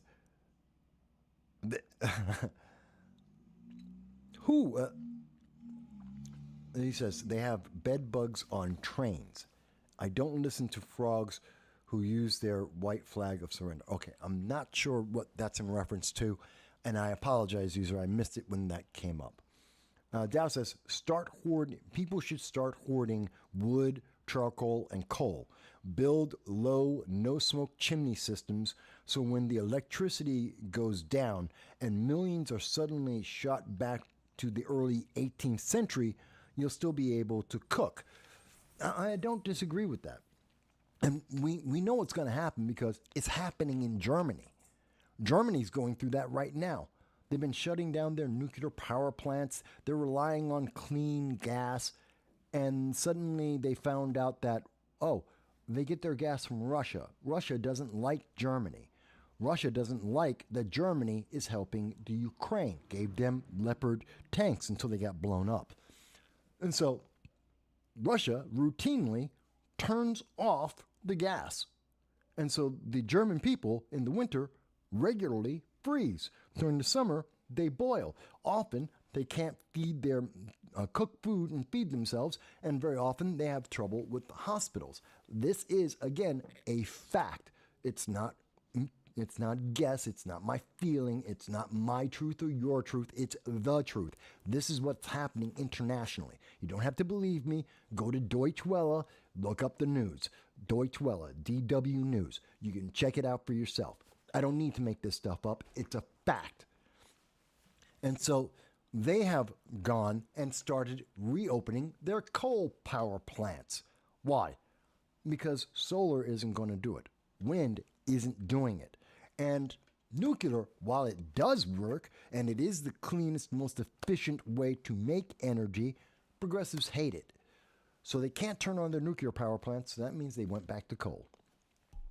In the United States, you should have a backup plan. Again, it's just like, do you trust Joe Biden to get you out of a foreign country?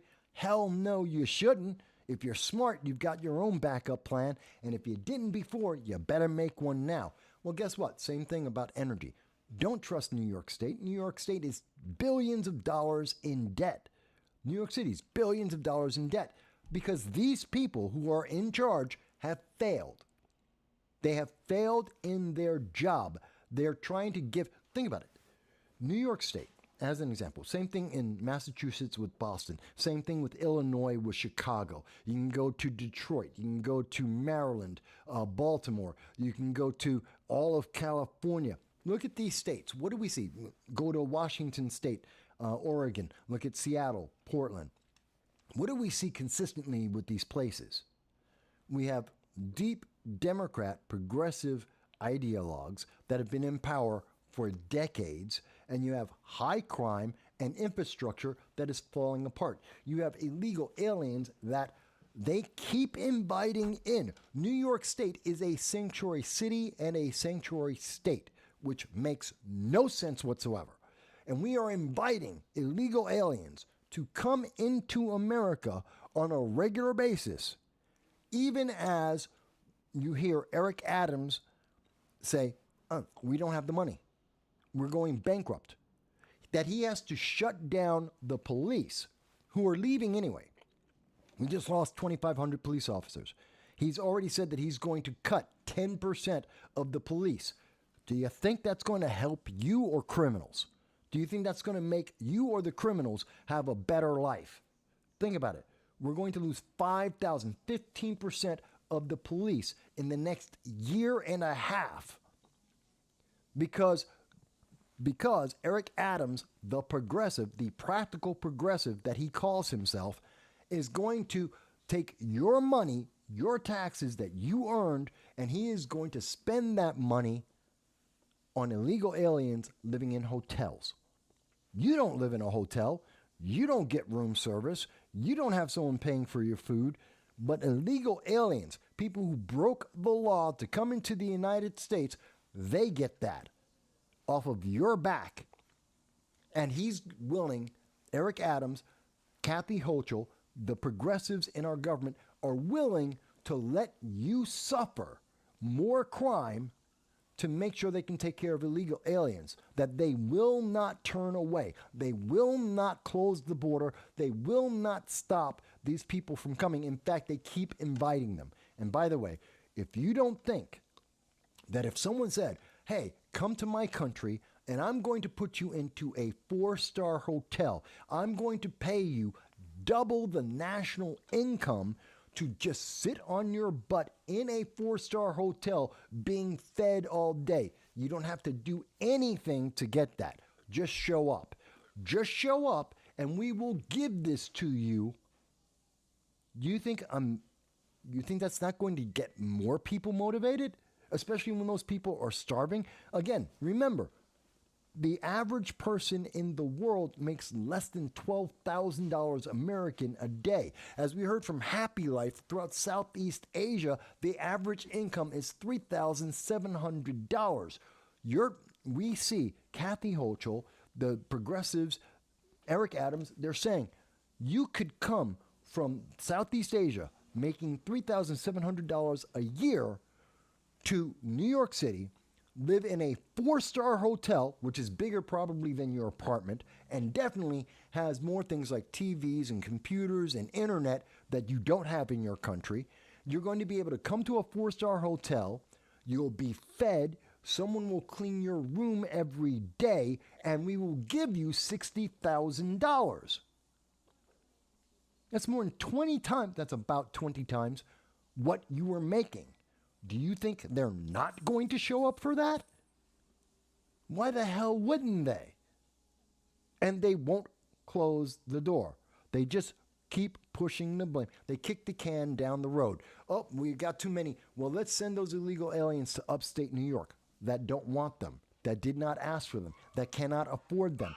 Let's send those illegal aliens over to Kansas or over to Idaho, to the middle of America. Let's send them anywhere and everywhere except where the rich and powerful Democrats live. You can't send them to Martha's Vineyard. You can't send them to Washington, D.C. You can't send them anywhere where Democrats live, rich Democrats live. No, you can't put them there, but you can put them everywhere else where poor people are.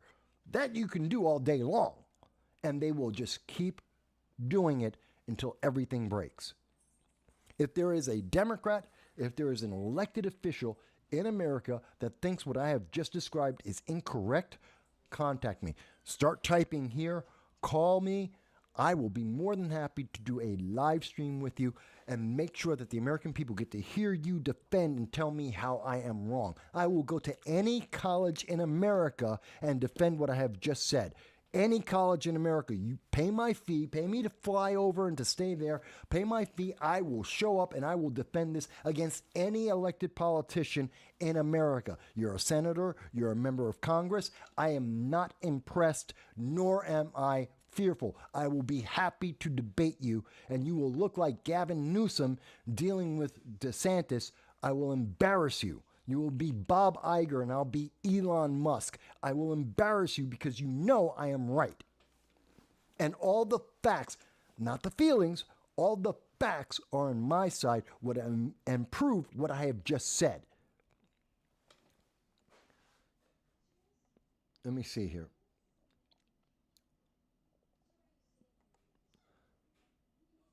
Let me see here. Oh, by the way, folks, if you see that your comments don't show up on the channel, either live during the commentary or afterwards, it's not me. I don't block comments. Unless you are using profanity, personal. If you're using profanity in a personal attack or just profanity itself, that will get you. That could get you that comment deleted. But YouTube automatically is going into our channel. They have been removing videos, at least 3 or 4 this year, that they have just completely deleted without notice. They just wind up taking them out. They have blocked people from being able to speak. They have deleted comments. We have no control over it. That's not us. That's YouTube. That's YouTube trying to silence you and to further suppress this channel. It's really embarrassing and upsetting. So I just want you to know, if you're seeing your comments be deleted or removed, that's YouTube. It's not us.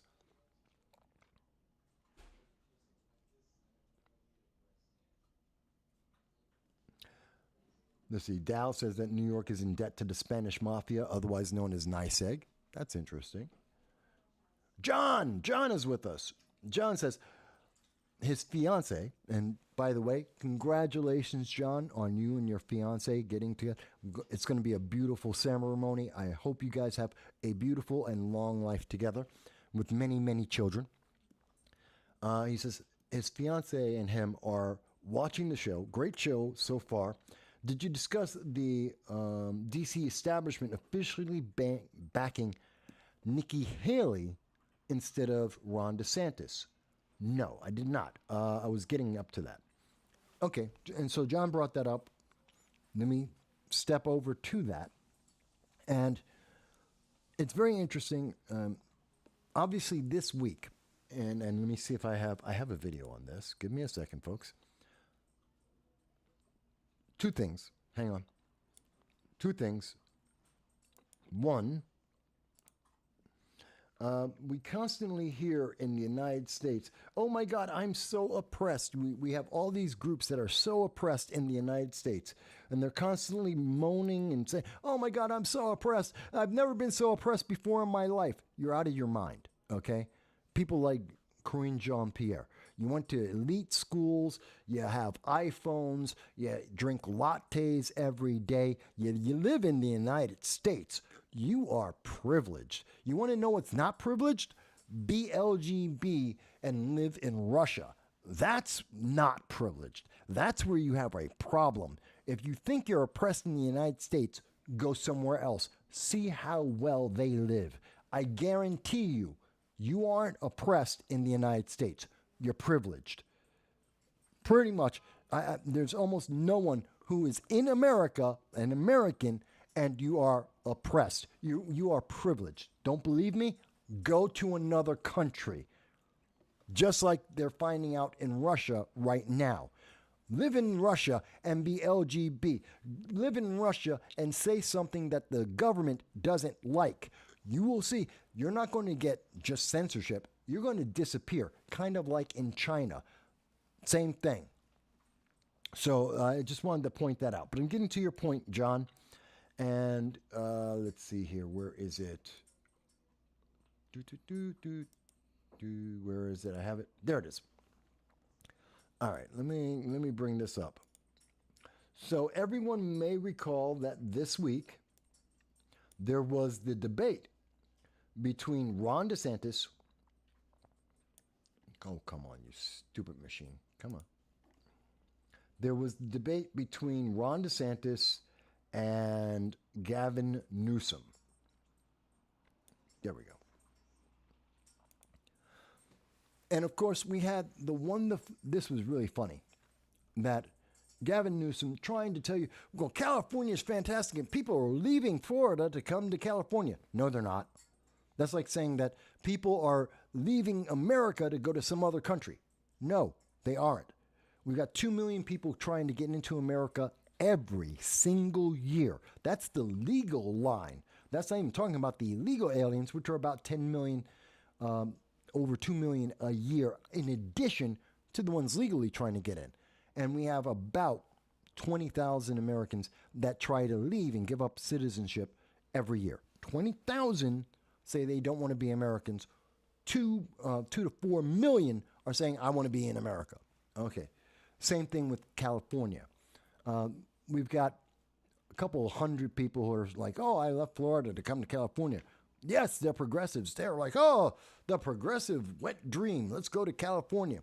And everyone who's lived the progressive wet dream is leaving California to go everywhere else. They want to be anywhere except in California. And that's what we got to see when Gavin Newsom was talking with Ron DeSantis in a debate of the governors. Now, the thing about the debate amongst the governors is that it was embarrassing. Embarrassing for Gavin Newsom because he got slapped. And I know all the progressives are like, oh my God, he did such a great job. And oh, he stood up against Ron DeSantis. No, he looked like an idiot because the facts do not line up. And I know the other argument from the progressives are, oh my God, they ganged up on him. You mean they showed the facts, not the feelings? You had two people who were debating facts, and you had Gavin Newsom debating feelings. If Gavin Newsom was in the debate to discuss facts, then you would have seen a very different debate. It would have been fair. It wasn't fair because Gavin Newsom was talking about something completely different than everyone else in the room, and the purpose of their being there was to debate the facts, not the feelings, the facts. And that's why Gavin Newsom looks so embarrassed and why he got pretty much everything wrong, as was factually proven by many of the fact checks, even within his own state. But as much as that was an embarrassment for Gavin Newsom, and he took a hit for his 2028 hopeful, the point of the debate that Sean Hannity had on Fox was for the B team. Ron DeSantis and Gavin Newsom are the B team backup. If something happens to either Joe Biden or to Donald Trump, they want to be the front runner to replace them. So if they die because of their age, they want to be the first person to say, oh, but I can replace them and I can run for president. Nobody wants either of them. Nobody wants Gavin Newsom. Nobody wants to be California. In fact, nobody in the world wants to be California. The United States spends $2.6 billion a year. Let me be very clear. We spend $2.6 billion with a B a year to try and convince countries around the world to become California. One of the biggest ones that everyone remembers is the $200 million that the United States gave to Pakistan to try and convince them to be California. And Pakistan laughed in our face. They took the money. But they laughed in our face and said, no, we're never going to be California. Nobody wants to be California. Everyone takes the money. No one wants to be California. Even Californians don't want to be Californians.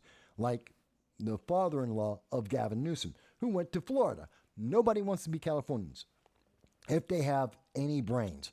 But there are a lot of progressives that want to be there anyway because they have good weather. California does have good weather, which is something that they have no control over. And if Gavin Newsom had control over the weather in California, it would be a hell zone. It would just be hell on earth. But so they're the B team. They're the replacements. Gavin Newsom, okay. Ron DeSantis is the backup team. He is the B team. Nobody wants him. He has been diminished and diminishing consistently since he announced that he's running in 2024. He is constantly running into problems. He did this debate because he needs the press. He needs some positive momentum. He has none. He is known as Trump Jr. or Trump Light. He has not established himself separate of the same ideology as President Trump. And he's not as good at it as Trump is. He is not as strong a figure. And he has no idea about international policy. He has no experience with it, and he's not well informed about it, which is why his campaign has gone through 3 separate revisions. Now, mind you, if I had to choose Ron DeSantis versus Joe Biden, I'd take Ron DeSantis. If I had to choose Ron DeSantis versus Gavin Newsom or Kamala Harris or Marianne Williamson or RFK, I'd take Ron DeSantis. Absolutely. But if I have the choice between Trump or Ron DeSantis or Nikki Haley, well, then I'm not taking Ron DeSantis, nor is anyone else, which is why he did this debate. He needed the free press. He needed the positive momentum. He needed something to try and convince people that he still has a shot. He doesn't. 67%, 70% of all Republicans want Donald Trump. Many independents and libertarians want Donald Trump. They don't want anyone else. And they definitely don't want Ron DeSantis. And because of all the problems that I've been just talking about, and we spent some time talking about in terms of the scenario of 3 simultaneous regional wars in the world, the fact that we are seeing Southeast Asia militarized before our eyes, and they are in the logistics phase of all-out war, because we are seeing that Iran absolutely is not done with their support of terrorism, and that they are actively trying to kill Israel, and they are actively attacking the United States and our allies. We need someone who has a strong foreign policy impression. I've been saying this since 2019. Look at our live streams, folks. Look at what we've been saying. 2019, I was saying we need a debate about foreign policy. We need to know what the plan is for the United States in terms of international policy so that the world will understand and be calm. Weak leaders equals rogue nations, more terrorism, less stability. Strong leaders with a strong plan means less instability, less terrorism, and a better world. That is a fact. We didn't have the discussion in 2019 or in 2020. Thus, we got Joe Biden, and you can see what the result is here. We need the same thing going forward. And I think people are starting to notice that. And even the news media have to admit, even though they're colluding with the White House, which we know for a fact they are, we know that they are colluding with YouTube. We know this for a fact. In fact, let me show you. Don't just take my word for it, folks. Let me show you the proof. Let me show you how we know this is absolutely happening. Here it is. And this was from Representative Jim Jordan during a House committee meeting, and we have this evidence. Google has not denied this. Google has not denied that they have been colluding with the White House. YouTube did not deny that they are colluding with the White House. The evidence confirms that they are colluding to censor and suppress you. Since 2018, every year in congressional hearings, we have seen Google and YouTube and Facebook go in and say that they are actively suppressing American citizens by accident. The algorithm accidentally is oppressing people, and we now know that just like the Twitter files, this was on purpose. There is no accident to this. This is being done to diminish you, to diminish your power and your position. Now, I know, John, I'm going the long way around to answer your question, but there's a lot to this. So, we know this is happening, so Ron DeSantis absolutely needs to have the impetus. We know that even though they don't want to mention it, we need a strong foreign policy leader. It's not Kamala Harris. It's not Joe Biden. It is Donald Trump. He did get nominated for 2 Nobel Peace Prizes for the Abraham Accords, which did increase global peace. He didn't start World War III. In fact, he had conversations and negotiations with multiple countries that, while it didn't make the world necessarily peaceful, it did make it stable, which is just as good. We may not have more peace in the world, but we have more stability in the world. They weren't going crazy. China wasn't talking about taking over Taiwan under the Trump administration. Russia wasn't going into the Ukraine under the Trump administration. Iran wasn't trying to have rocket attacks against Israel in the way that we're seeing with Hezbollah and the Houthis and Hamas. We're seeing that all under Biden. There's a reason for it. So Ron DeSantis will not, if the choice isn't Trump, if for whatever reason Trump isn't there, and the only reason Trump wouldn't run is if he's dead, quite honestly. There is no legal procedure that we can see that is going to stop him from running and being able to win. So if Trump were to die, Ron DeSantis still, in my opinion, will not win. And that's why everyone is moving over to Nikki Haley. She has the international experience. Back in April, we did a, what do you call that tier list? We did a tier list ranking of every single candidate, including Democrats, from S tier to D tier, on their ability to do international politics based on their records. Number 1 was Donald Trump. Number 2 is Nikki Haley. That's including all the Republicans, that's including all the Democrats, and including RFK, who was Democrat then, is an independent now. Ranking them all, the 2 best choices for America to be president based on international policy, Nikki Haley and President Trump.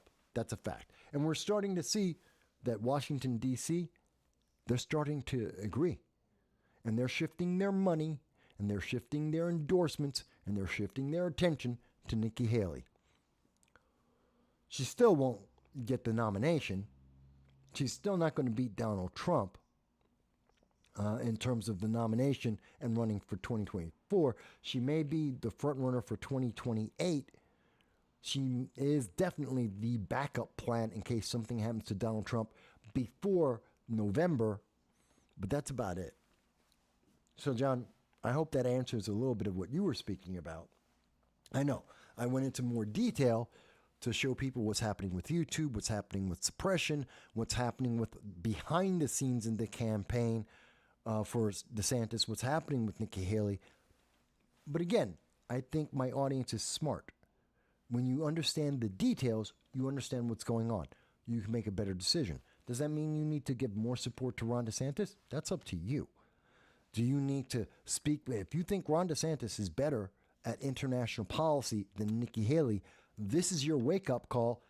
Go and contact his campaign and tell him he needs to start convincing people. He needs to start talking about it. He needs to show us what his plan is, because he's not. Nikki Haley is. Donald Trump is. And we have their histories to back up what they're saying. Ron DeSantis, he's in charge of he's like, thank goodness he didn't do what Gavin Newsom did. Newsom went over to China.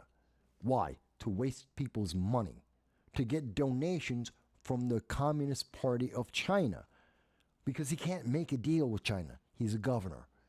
He couldn't do anything. He's not the president. It was a waste of time, and it was a showboat for all those socialists living in California to make them feel like, oh, look, he's friends with the socialists. Yay. Well, that doesn't help anyone.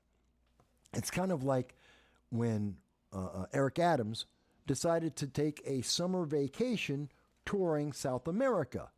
And he said, oh, well, I'm going to talk about illegal immigration. You have no power.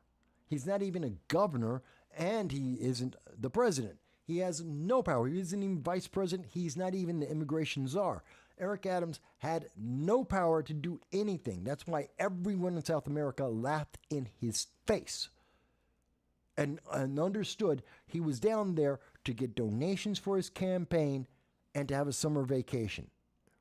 And that was the final nail in the coffin before the FBI decided to investigate him and where the sexual abuse allegations came from. Because the Democrats and the progressives got pissed off.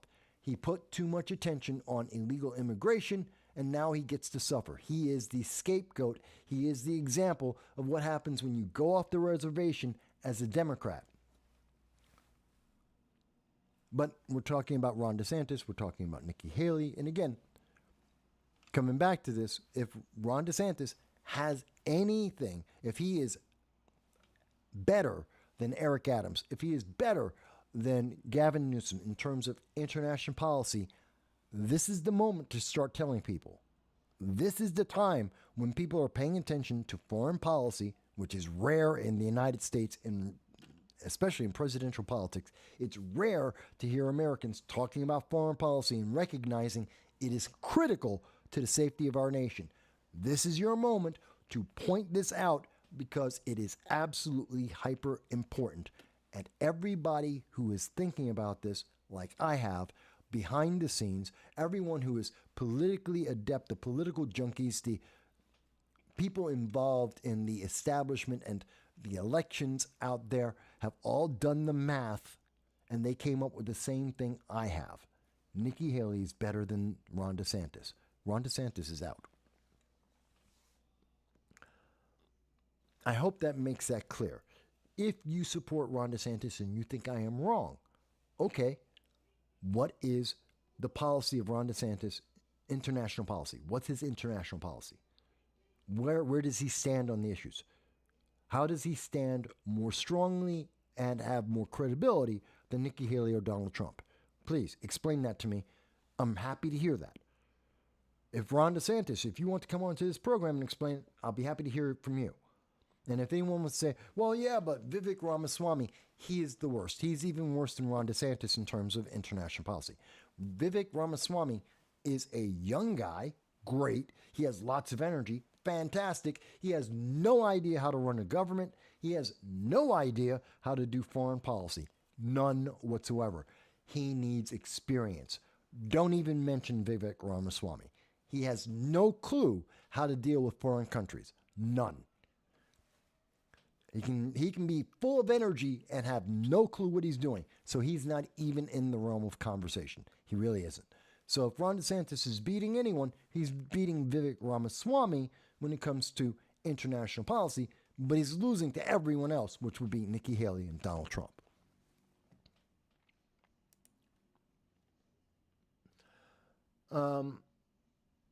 Yes, John. And by the way, folks, if you didn't know, John does the J Rest Break every week. He's actually very good at it. Throughout the weekday, where is it? I have it here. There it is. Throughout the weekday, on the channel, when I don't do an actual video, if I'm not actually doing a video, you can go to here and you can see our shorts, and you can see that John's here. In fact, if you go to, we often are posting some of the shorts on TikTok, on Rumble, on BitChute, on TikTok, Rumble, BitChute, Instagram.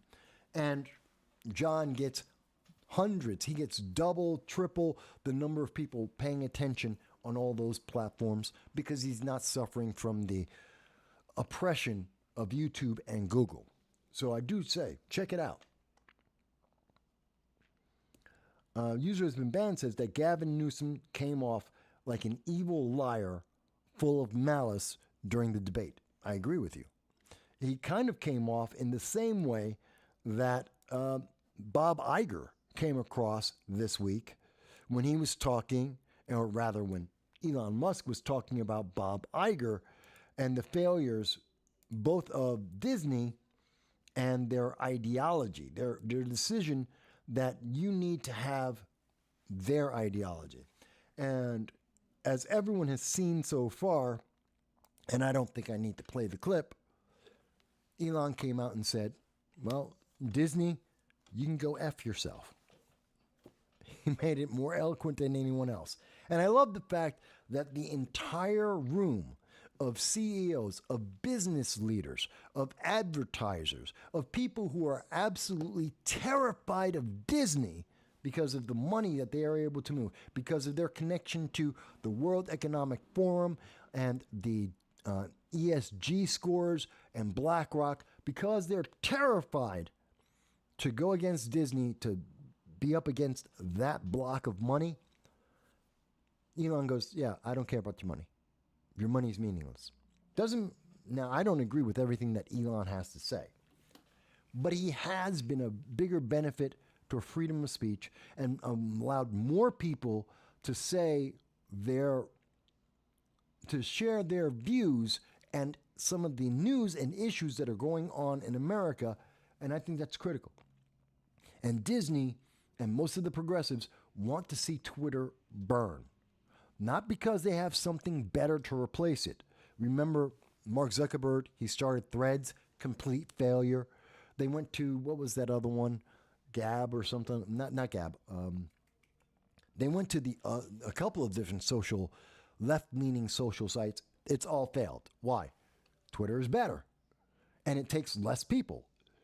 They fired 75% of the woke staff of Twitter, because Twitter was filled with nothing but woke people pushing woke ideology. That's why he could fire 75% of the staff and keep running the business, and nobody noticed it. No one noticed the difference. The quality of service, the quality of X did not change. Just the number of woke people working at the company changed. That's it. That's DEI for you right there. All the woke people doing nothing, sucking up money. Fired them all. Companies doing as much business as they've ever done. And I think it's kind of important that he broke that bubble. That the bubble that is trying to be created by Google and YouTube as we speak. YouTube, as we can see in the Twitter files, as we can see in the YouTube files, we can see this with Google. We've seen this earlier in their announcements earlier in this week that they are going to suppress people's voices, that they've been doing this for years. We know that having more conversation is better for the world, not less. Not having echo chambers is good in the social media platform. That we should be able to have these discussions. And you can tell me that you disagree with whatever it is I say. That you can say, Mike, here's the evidence. I don't agree with you. Fantastic. Let's have that conversation. You can say, Mike, no, you just don't understand. Joe Biden, Kamala Harris, they care about minorities. They care about people. Even though not in Africa, but in America, that's where they care. They care about black people. Great. Fantastic. When was the last time they talked about black on black crime?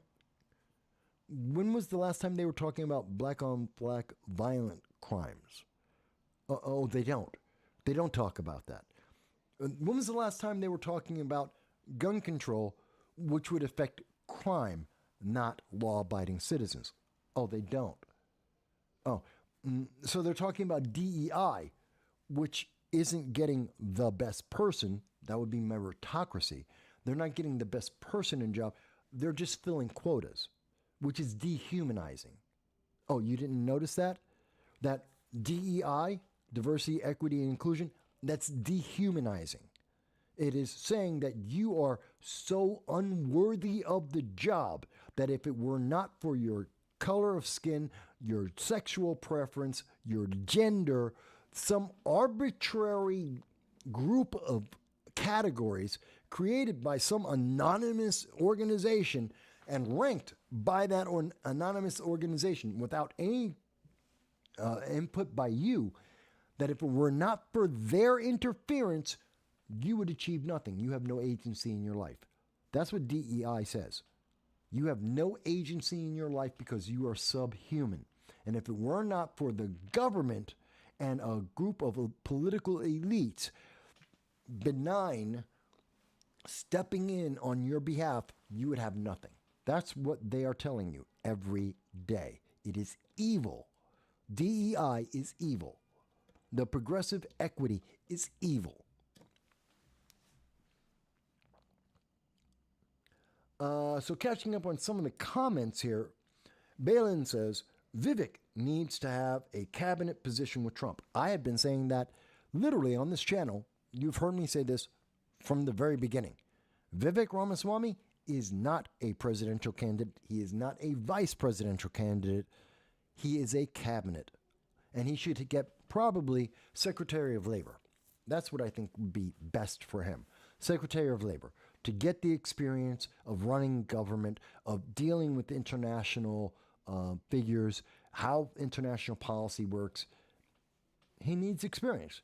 And I think putting him in charge of the cabinet would be able to do it. To the Secretary of Labor. I think that would be a great fit for him. So I agree with you, Balin. But again, I'm always happy to hear people. If you say you disagree with me, let me know.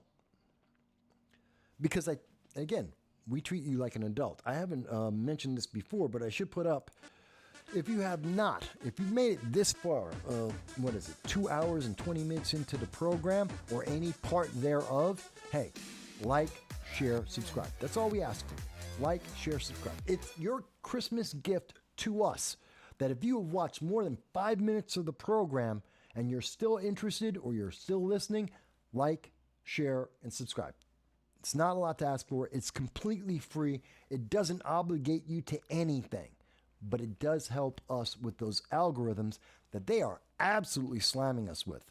That you can see YouTube is absolutely rigging the game against free speech. Help us fight that. It's your Christmas gift to us. And that's it. Just like, share, subscribe. Costs you nothing. It means the world to us here. And it helps us to try and get our goal. We want to get to 10,000 subscribers. In the next year, we just want to get to 5,000. Again, I'm not looking for the world. We're not trying to say we're going to be the most important voice in all of media. No. But we believe strongly that there are at least 10,000 Americans, 10,000 individuals in the world out of the billion hours of content that is watched every day on YouTube. And that doesn't even count Rumble, BitChute, TikTok, and Instagram. There's 10,000 people who do think like you do. They just haven't heard about us yet. They haven't had someone to say, yeah, you're not alone. You're not the only one that thinks that. You're not the only one that can see this happening. And we just want to reach out to them. So help us do that. Like, share, subscribe. And if it so happens, it is the holiday season. I know everyone, the economy is crap. Bidenomics has destroyed the economy and has hurt you badly. 17% inflation, 12% food inflation, all by its own. Joe Biden is trying to brag about how he can spend $400 billion on changing the weather that he can't even predict tomorrow. But hey, you just have to obey. I understand bills are huge. Mine are too. Like I said, I lost my websites last year because I couldn't afford it. Everything's more expensive. But if you do have an extra $1.50, just $1.50 a month, we would enjoy if you join our Patreon, and that's all it costs, $1.50. We're not like you. We're not like Disney or Netflix and all these channels. So we're going to try and shove propaganda down your throat, try and make you obey. No, we want you to think, we want you to feel, and we ask you, if you can help support us with $1.50 a month, join our Patreon. That's all. Less than a cup of coffee. Easy enough for, even if you're a progressive that drinks lattes, it's even cheaper than your morning coffee. If you feel like you just want to make a one-time donation, fantastic. Go ahead. You can go to our PayPal. Donate. It's Christmas. We appreciate it. I need to pay my sister. I need to make sure that she has money to pay for the bills because she took me in because I lost my house. So, that's why we're in the Bronx studio, because I lost my studio, lost everything, not just the website, lost it all. So, it would help. My sister would appreciate it, and I would appreciate it. So, yes, we have to, no, I wouldn't call it chill. I wouldn't try and sell myself, but hey, this stuff costs money. So getting that out of the way. And by the way, if you've been with us for 2 hours and 20 minutes, this costs less. In the last 2 hours, 2.5 hours, you have gotten more content, more engaging conversation, more things to think about.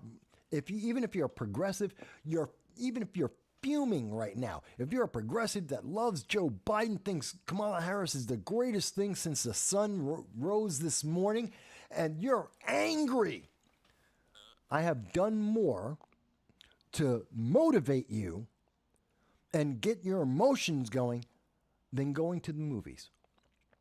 You could have gone and you could have spent $25 to see Captain Marvel or The Wish, Disney's Wish, and absolutely hate it. Hate your life. Be bored out of your mind, and it would cost you $25. The same amount of time, 2.5 hours, you're here with me, I've got your emotions going. Your blood pressure's going.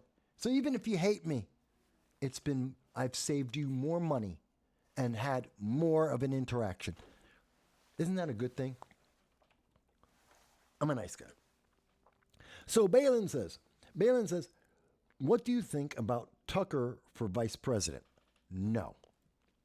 It's not because he's a member of the press. Tucker Carlson is not a dumb man.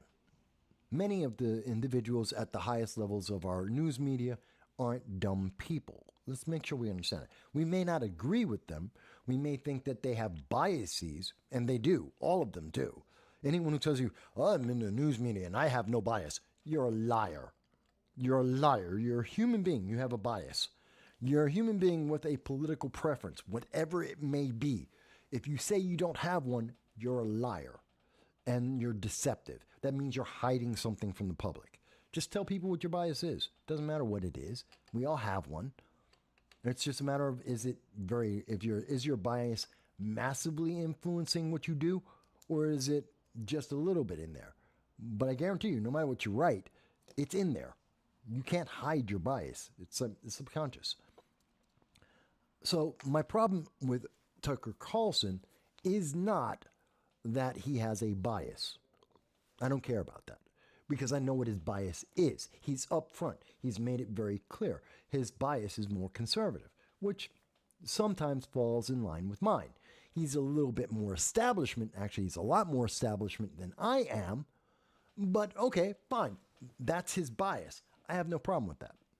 Some people may have a problem with that, either because he's more establishment or because he's more conservative. They may have a problem with that. I don't. He's not stupid. He does his homework. He's well informed.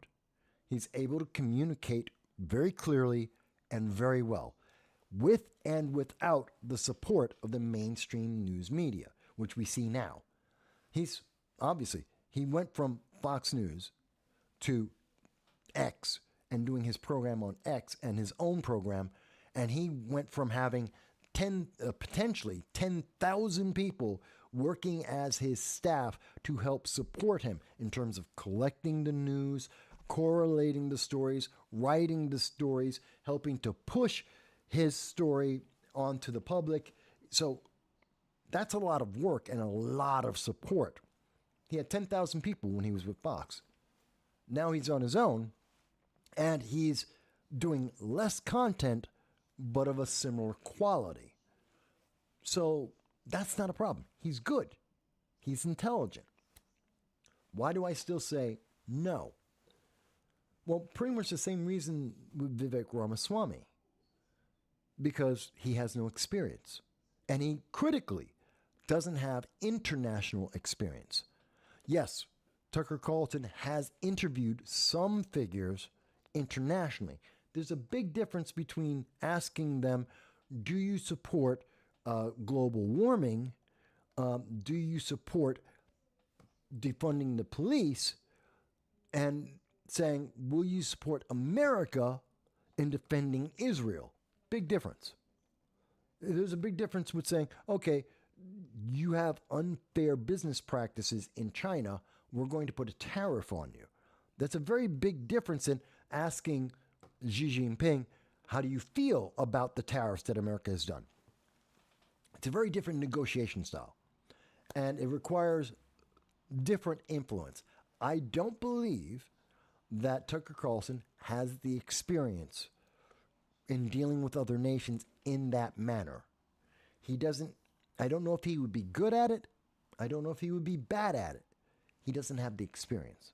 And because he doesn't have that, and I think it's very critical going into 2024 and 2028, we need people with experience and a record that we can look at and say, okay, I'm not saying they have to have the best record that has ever existed. We're not getting those kind of quality candidates running anymore. The most qualified people do not run in politics. They don't. Either because they don't have the ego that is required for politics, and everyone in politics has a massive ego. Yes, that includes me. That it does include me. If you're involved in politics, you have to have a massive ego. Otherwise, you can't deal with all the negativity that's involved in it. But looking at this, we need people who not only can deal with the ego, but can be effective and have a history of being effective, because we're losing the amount of time between someone screwing up and something horrible happening.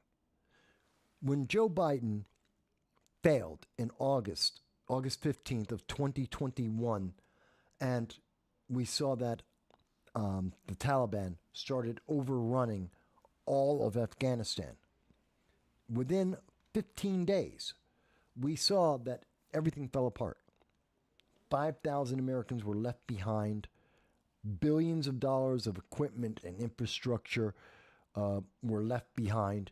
And that continues to affect the rest of the world to this day. And it will continue going forward. That's a decade-long impact, because the weapons from Afghanistan are circling around the world. The criminals, ISIS and Al-Qaeda, the terrorists that were held in prisons, have been released, and they are running around all of Africa, all of the Middle East, all of Europe, and they are committing acts of terror around the world that are affecting people. They are recruiting people into terrorist cells all around the world. What Joe Biden did in the space of 1 month in 2021 has continued to affect the world in 2023 and will continue to affect the world until 2031 easily. And directly, you can point out the direct connection between those two things. This is why we need people with proven track records of experience.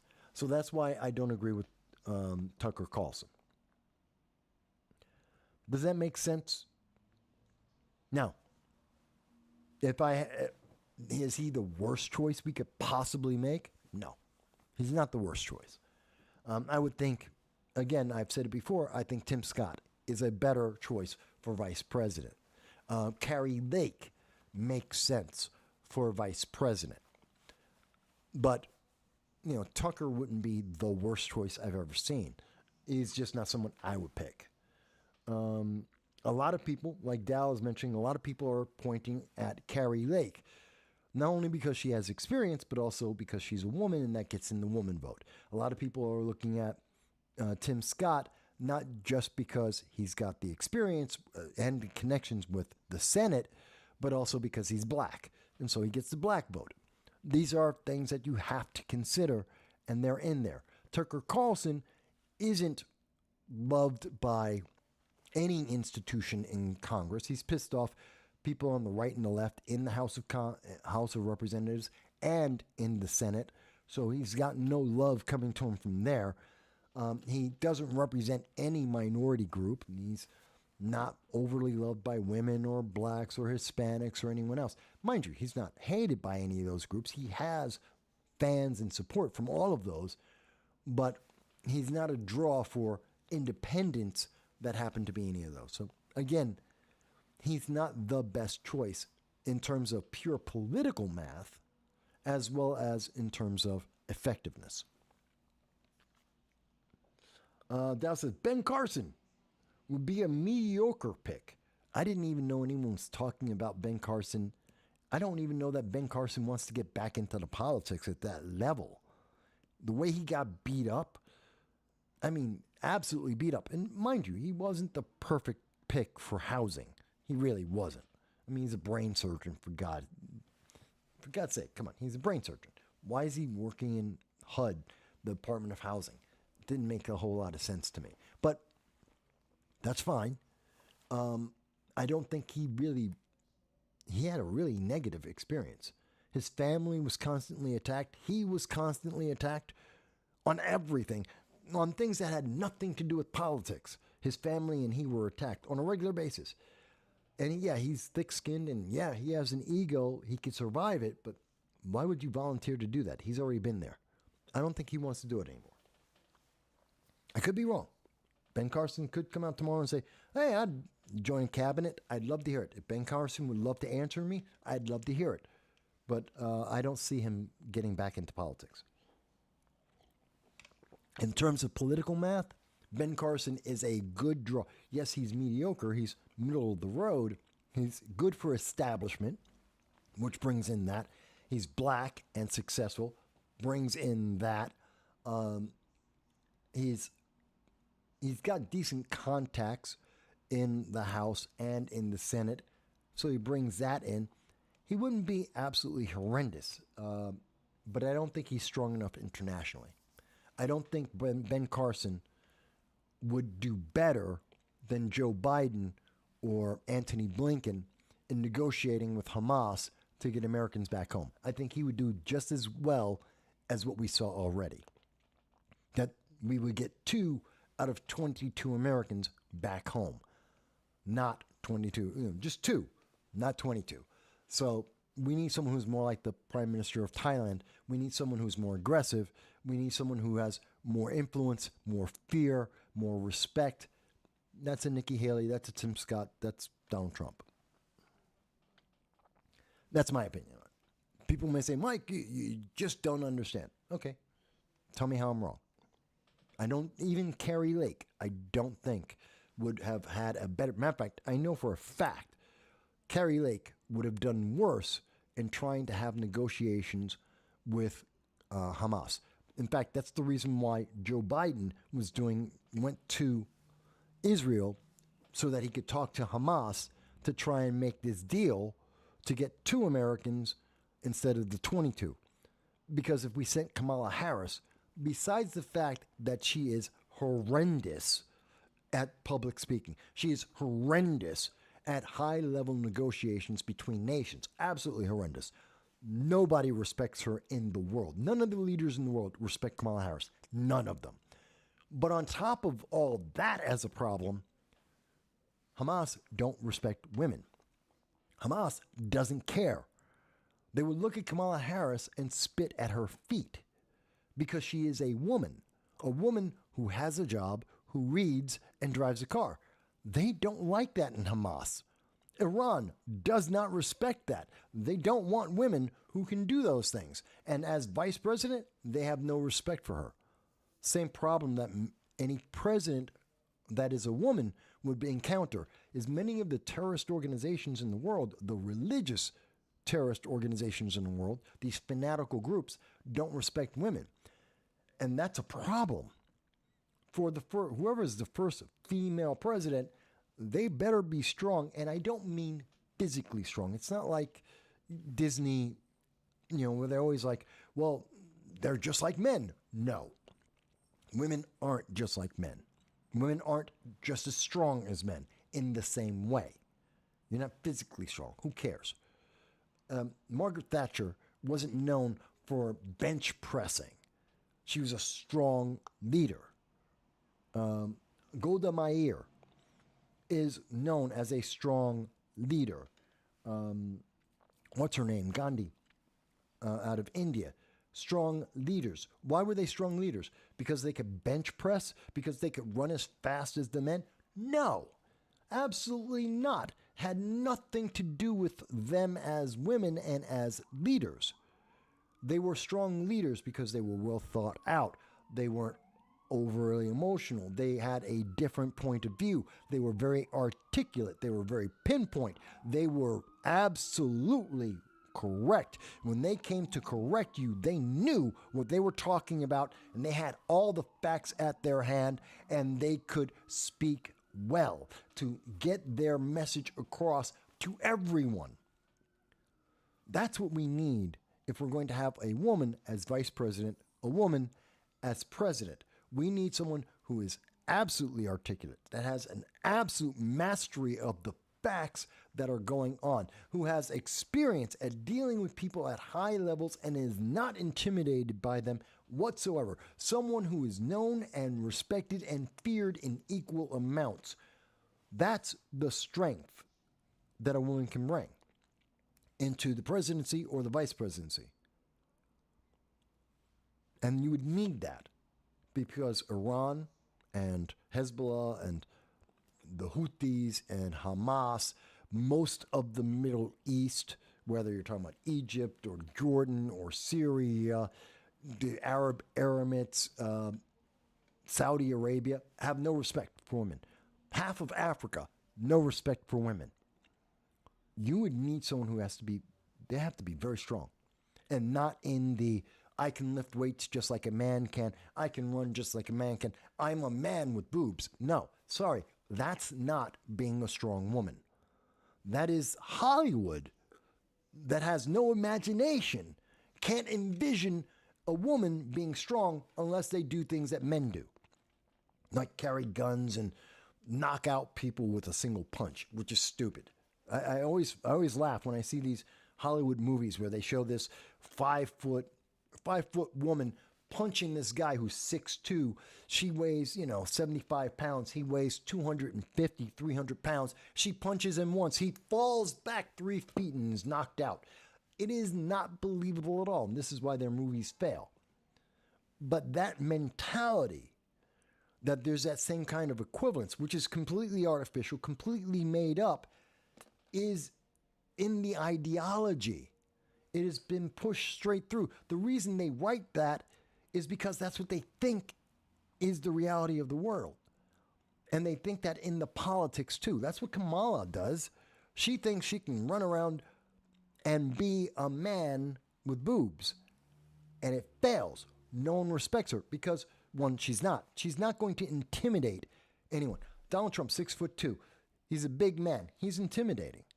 I can say that about George Bush. To an extent, I could have said that about Clinton. Could say it about the original Bush. You could not Reagan so much. Maybe when he was younger. Jimmy Carter when he was younger. Maybe not quite. So we had some weak people in there too. But think about the intimidating men you know. Kamala Harris, she's not intimidating. She's not overly tall. She's not overly strong. She's not. I don't look at her and go, oh, I got to watch out for her. I mean, I can say she's bitchy, but that's not the same thing. Being intense, and we really miss this in our culture. Being intensely bitchy is not being a boss, is not being intimidating. It's just being bitchy. And Kamala Harris, she can be a bitch, given absolutely, but that's not a boss. Queen Victoria, user has been banned, mentions Queen Victoria, the first, has a great quote about feminism, and she does, and she was really, really dead on about it. So, I mean, I'm thinking about the future. I'm thinking about eventually the United States is going to have, sooner than later, we're going to get our first female president. And much like when we got our first black president, I have to say, we need to pick them because they're the best, not because they're the first. Obama was a horrible president. People voted for him, but he's black. That's not a reason to vote for him. That wasn't a reason why we should have elected him, and he got elected twice because he's black. Horrible reasoning. That's a diversity hire, and America has suffered because of it. We don't need to repeat that mistake in picking the first woman. You want a woman? Fantastic. She just has to be good enough. Make sure she's good. That's not Kamala. Kamala was another diversity hire. She's horrible. She has no accomplishments. It's the reason why she never got over 5% of Democrats. Democrats don't like her. Hell, she's doing as badly as Vice President. Dan Quayle has gotten better approval ratings than Kamala Harris at the time that he was embarrassed on being able to spell the word potato. I mean, that just tells you right there. She's not effective at all. You want a woman to be vice president? You want a woman to be president? It's not because of the color of the skin. It's not because of their gender. It's not because of anything to do with DEI. They just have to be damn good. They just have to be good. Really damn good. Just like any man who would get the position. They need to be damn good. I don't know why we don't hold people to those standards anymore. I really don't. Okay, so we've talked about some of the problems what's happening in the Middle East. We've talked about the warships. We've talked about what's happening with Iran and what's going to be happening going forward. Talked a little bit about Disney, Elon Musk, which I thought was fantastic. I really laughed when Elon Musk called out Disney. Let me bring that up again. When Elon Musk took it to Disney, I tell you, that was one of the best moments we have seen in so long. Because we really need to see this. We need to remind businesses that you are there to serve the public, not to indoctrinate them, not to teach them, not to convince them that they need to be part of your team, or worse than that, to just hold your head down and assume that everyone's going to let it go. Just hold your head down and wait for everyone to forget about you. Nothing improves when you are not involved. If you are not actively doing something to make things better, they get worse. And Disney has been coasting on by, saying, okay, we're not making things better, and that's why they're making things worse, by trying to shove things down our throats. We really needed someone to say what Elon has said for well over a decade. Let me see. Users Ben mentions that Dan Quayle had a children's cartoon make fun of him with the character wearing his underwear over his shorts, calling himself Quail Man. Yeah, and Kamala Harris is less popular than that. Can you imagine? And then Kamala Harris is less respected than someone who had that happen to them. I tell you, that just tells you how bad Kamala Harris is. It's just a fact. Dow says that corporations should not do the things for government that government can't do to the people themselves. Let me read that again. Corporations should not do the things for government that government can't do to the people themselves. Yes, I agree with that. Yes, I agree with that. Government should not try to oppress the public, and the government should not convince corporations to oppress the public for that government. But that's how we get corruption. That's how we get authoritarian governments. That's why America is becoming more and more authoritarian. And to go back to the question earlier, are we getting closer to a civil war? Yes, not because of Joe Biden, but because the government is becoming more authoritarian. We have more and more institutions that are lining up along political lines, partisan lines, pushing ideology that the government can't do itself. Oh, the government can't go into social media and disapprove of certain channels like mine, like Steven Crowder, like Ben Shapiro, like many people can't say, oh, they're unapproved and hide them from you. Well, they'll get YouTube and Google to hide the information for them. That's authoritarian. That's America becoming more authoritarian. That's a problem. We really need to be aware of that and say, no, corporations can't do that either. In fact, it is somewhat illegal, depending on how it's being done, and we need to speak up about it.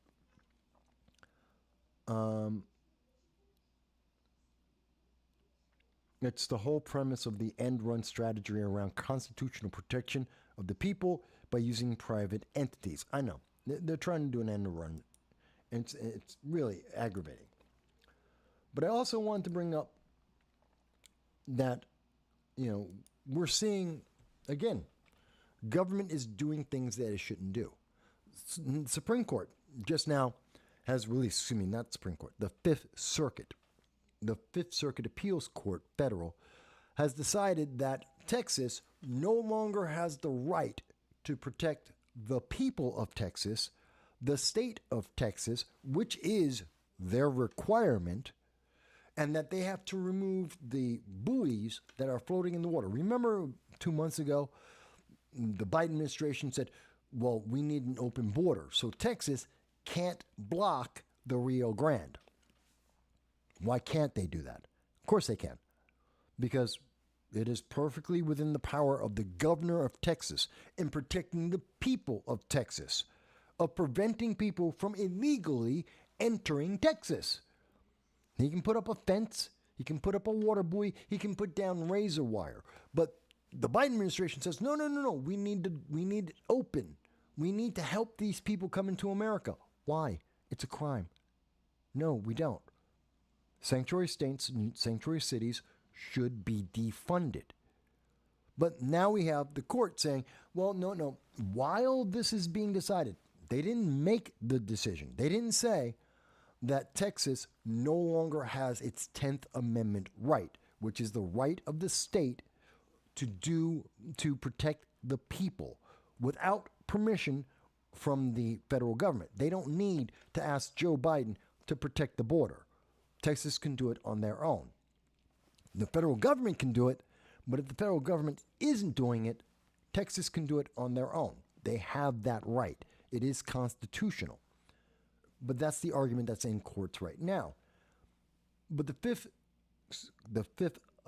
Circuit Court has decided, well, in the meantime, we can let those illegal aliens in. I think this is insane.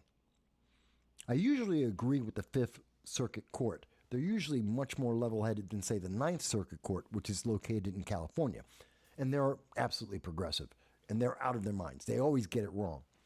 The Fifth Circuit Court usually gets it they're pretty even-handed about the things they deal with. And they're saying, no, it's okay to let criminals enter America to break our laws while we decide if a state has the right to stop criminals from breaking the law.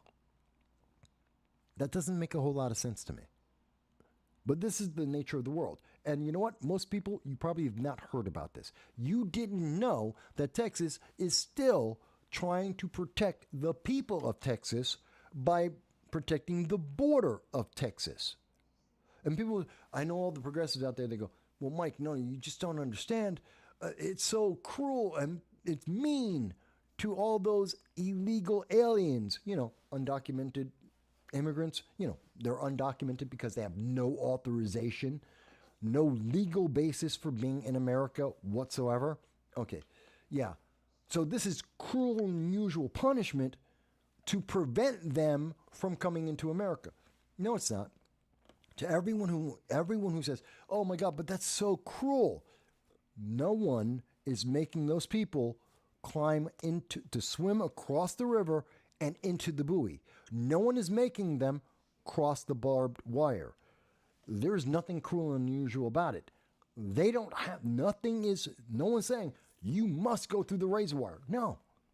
They're choosing to. That is their choice as individuals. They have decided that the rest of their countries that they're coming from are so miserable, so horrible. They have so few opportunities that it is worth risking drowning in a river. It is worth fighting through razor wire to get into America as a criminal, as a second-class, hidden in the shadows citizen, as someone who is a criminal in America.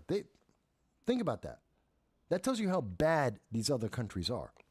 It tells you how great America is, which kind of flies in the face of the progressive ideology, the socialist ideology. They keep teaching our students and our kids that America is horrible, America is bad.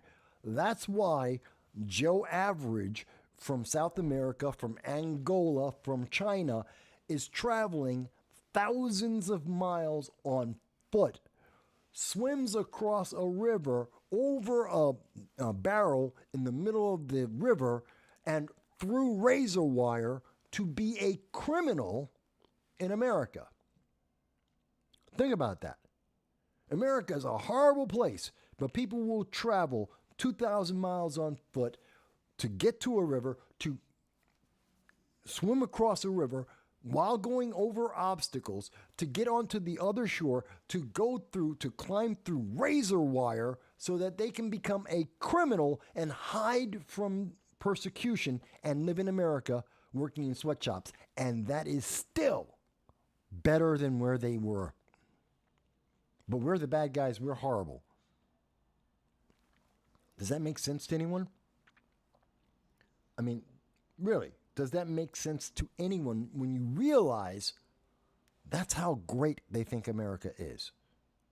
That's how much better the quality of life is, that they're willing to go through all of that. It's better to do all of that, to go through that struggle, to watch people die as they go through that struggle, either because of drug gangs, because of sex slavers, because of dehydration, malnutrition. People will die in this process. It is still worth it. It is better to do that, to risk all of those factors, than to stay in their country in Angola or China or Venezuela. That tells you something. All right. Let me also take a look at, I wanted to talk about George Santos. That's what I wanted to talk about. Bear with me. And like I said, anything that we've been talking about, a lot of stuff, many of the items that we're talking about, there is a link in the description of this show. So you can go down into the description and you'll be able to see the link for yourself on anything. Even though I haven't shown it to you, the link is there. And so you can look it up and read the articles for yourself. It's part of the prep that I do every week. I do about 40 hours, 50 hours, 60 hours, depends on the week, 40 to 60 hours of preparation for this show every week. And I go through various articles. We don't always get to talk about all of them, but they are in the description. So I wanted to talk about George Santos. And here you go. George Santos was kicked out of Congress. Let's start off with something simple. George Santos is a bad guy. George Santos lied to the public. That is a fact. It seems absolutely apparent. All evidence says George Santos, we have factually determined George Santos lied to his constituents and the American people. George Santos is not a good person. I say that very clearly and very explicitly because George Santos should be in Congress right now. George Santos should never have been removed from Congress. So, people are going to say, but Mike, that doesn't make sense. You just said George Santos is a bad guy. George Santos lied. He's criminally. He may have committed fraud. He's about to be investigated under fraud allegations. Yes, and he should still be a member of Congress. And people are going to say, but that I don't understand, Mike. Key thing to look at here. George Santos is the first member of Congress to be expelled. George Santos is not, actually, let me bring that back up. George Santos is not the first member of Congress to lie to the American people. They do it all the time. Joe Biden lies. Said he got all the Americans out of Afghanistan. He didn't. Look, inflation. It's, Bidenomics. It's doing fantastic. No, it's not. Oh, you created 14 million jobs. No, you didn't. People went back to work. There's all of these things. We've heard politician after Adam Schiff, 3 years in a row, going on virtually nightly onto Rachel Adams' program, news program, major news media program, lying to the American people, saying he had absolute concrete proof of Russia collusion between Donald Trump, the RNC, and Russia. Did not exist. Does not exist. Ever did. He lied. He absolutely blatantly lied to the American people. We have people like Eric Swalwell. Oh, I didn't sleep with that spy. Yes, you did. You slept with a Chinese spy. You are a compromised risk to the American government. Yes, you are. All of these people have their jobs. Not one of them was expelled from Congress. Rashida Tlaib is a racist. She promotes racist, anti-Semitic slogans.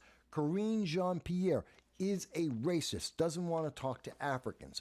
These people have their jobs. It's not because you can be bad at a job, you can be horrific as a person, and that doesn't mean you don't get to be a member of Congress. I want to be very clear about that. You can be a horrific person and still be a member of Congress, because Congress isn't about morality.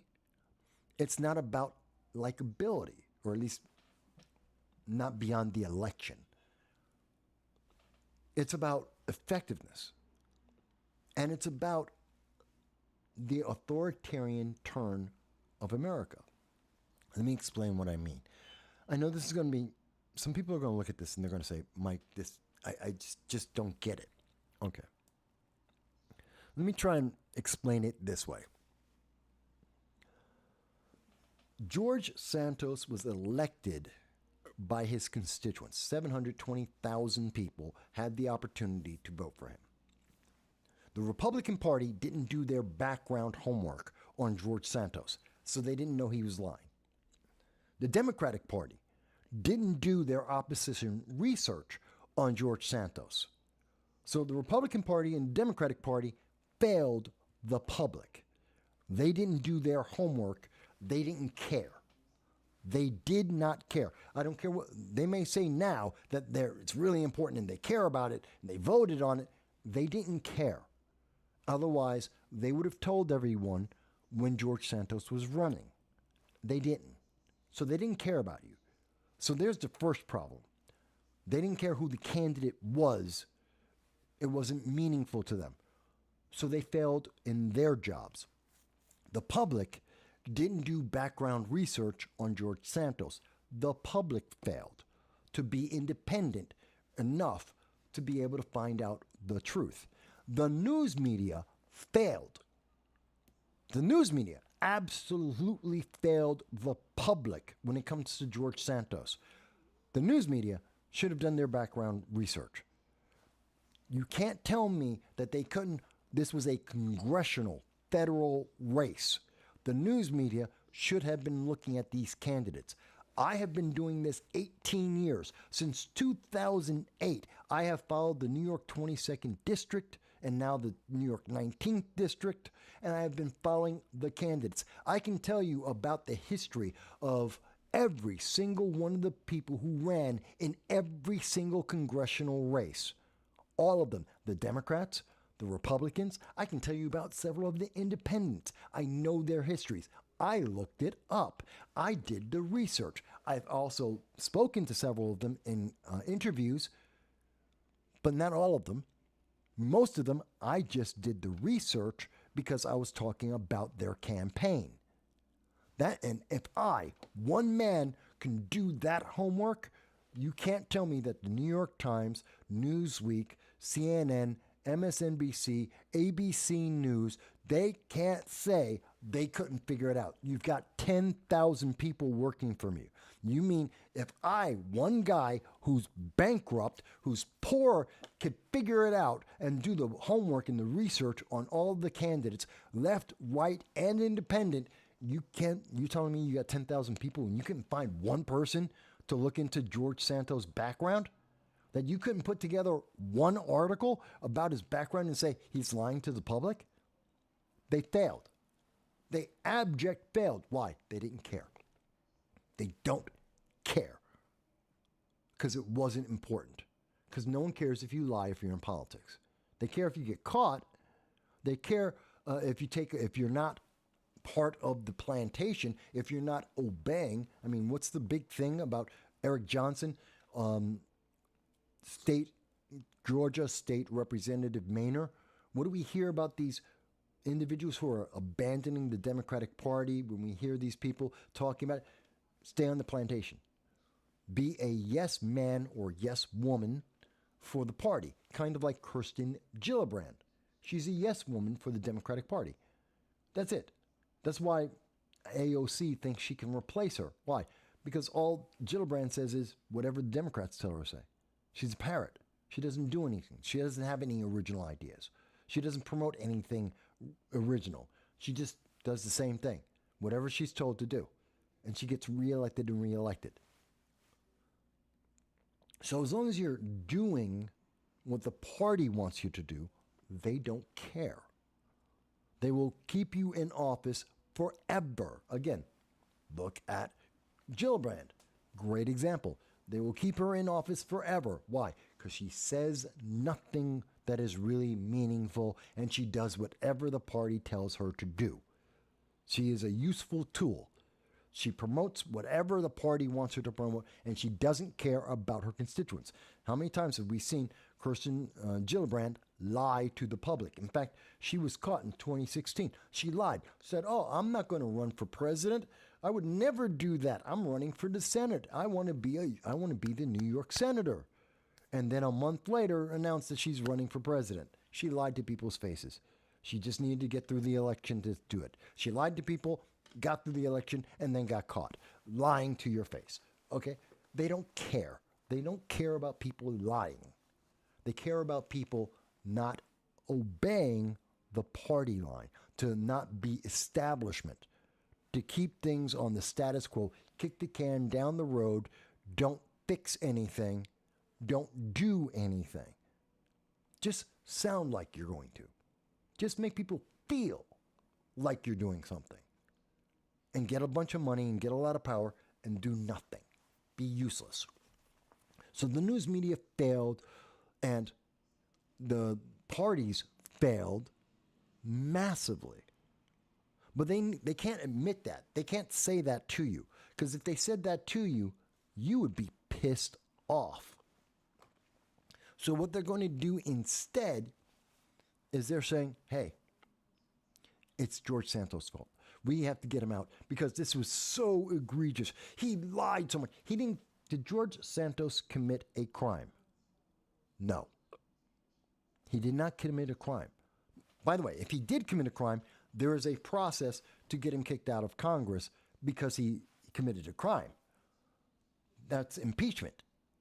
But he didn't commit a crime. They just didn't like him.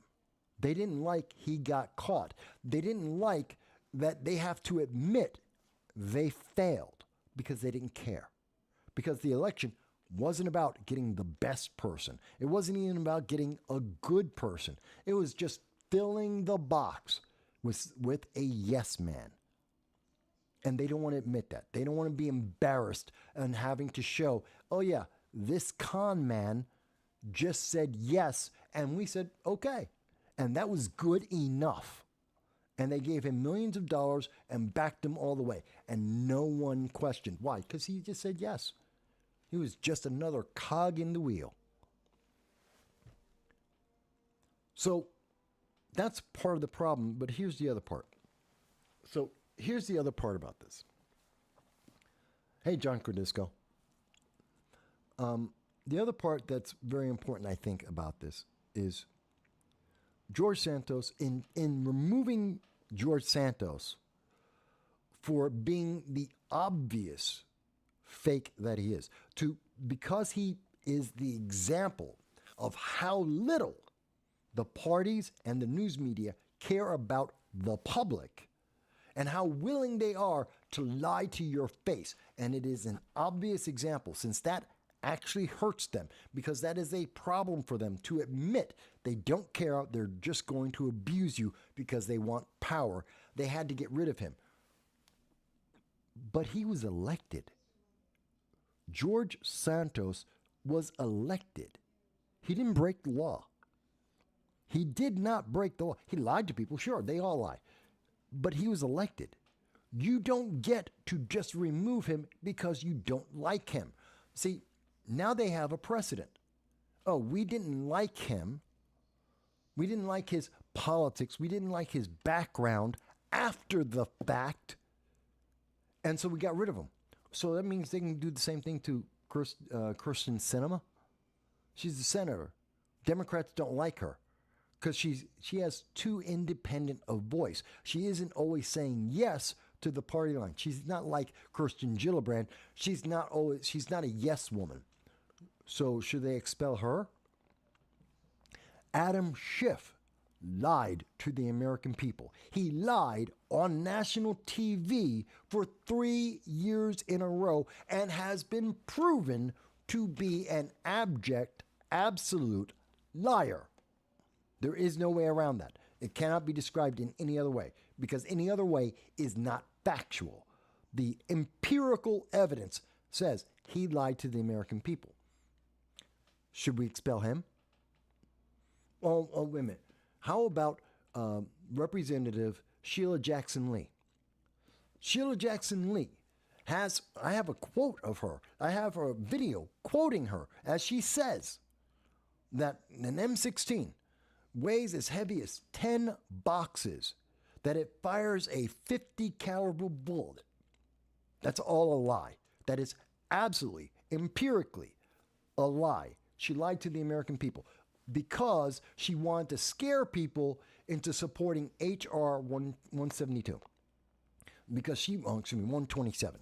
She wanted to pass a gun control law that would hurt people, that would actually deny them the Second Amendment and would cause women to be killed. But she lied nationally. Should we expel her? See, that's the thing about George Santos that I don't think most people are thinking about. Users demand, I want a 50 cal AR-15. So do I. I want the AR-15 that fires a 50 cal, please. But that's the thing. That's the thing. It's not about whether or not they lie. They don't care about that.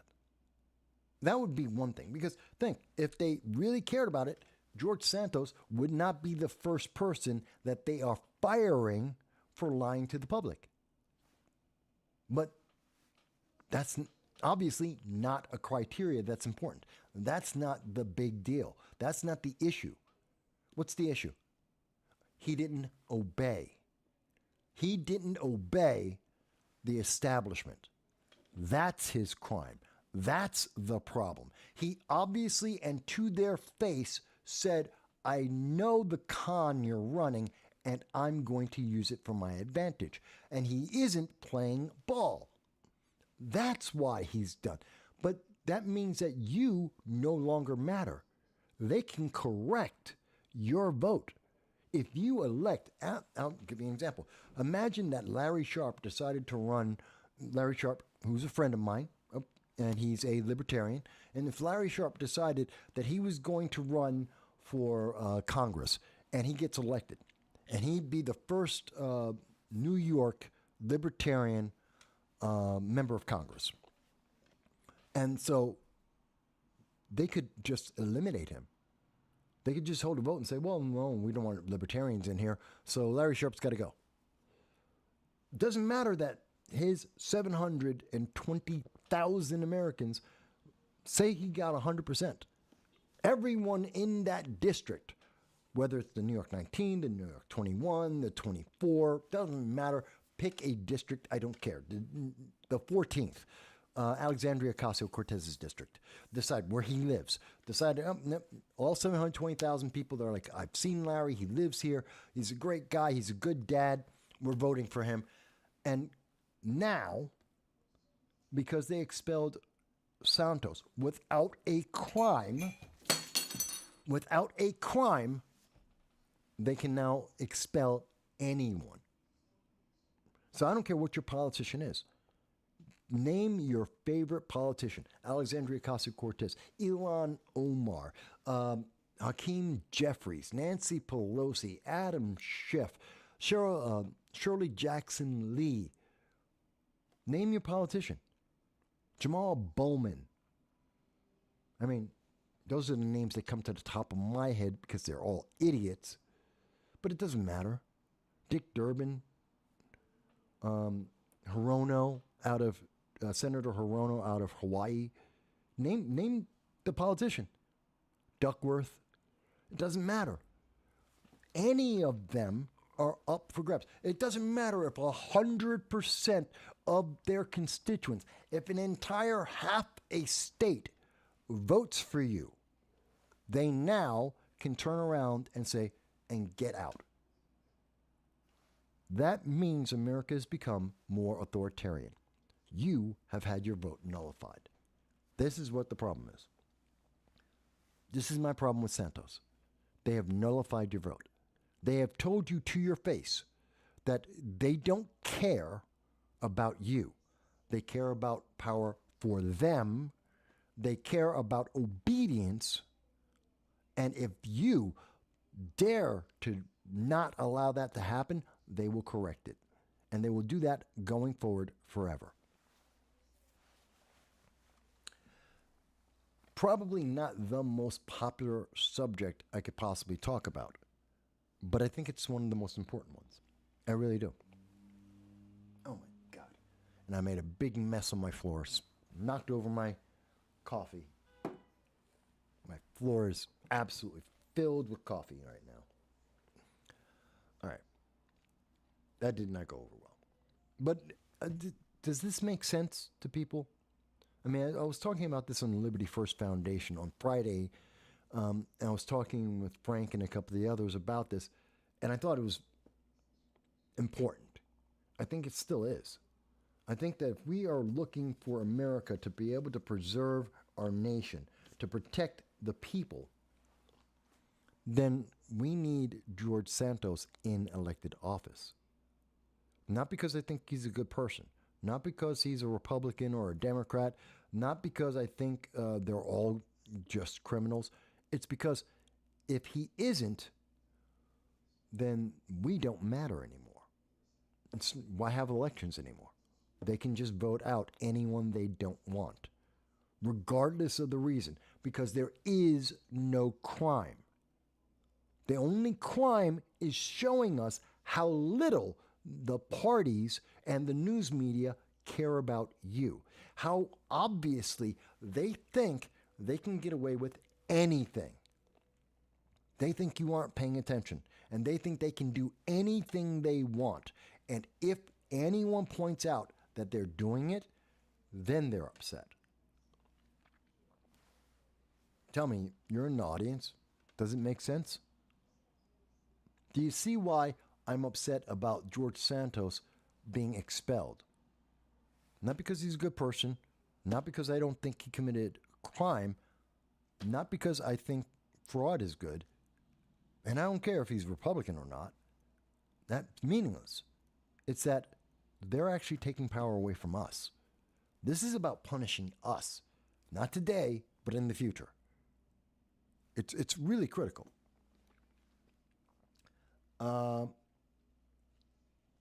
Bear with me, folks. I need to take care. I need to find a way. Again, I spilled coffee here while everyone. So I need everyone to just give me a moment. Bear with me.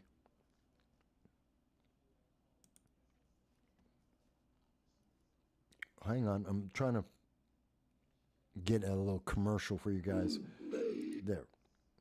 Bear with me. I'm trying to put together a commercial so you get to watch that while I am going to try and clean my floor a little bit at least before my dog finds out that I've got coffee all over the floor. Because he will eat that up in a heartbeat. And coffee is not good for him. So I do want to take care of my puppy. Bear with me. I think I got it now. Do I have it?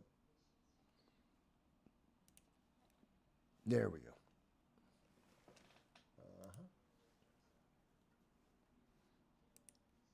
Nope.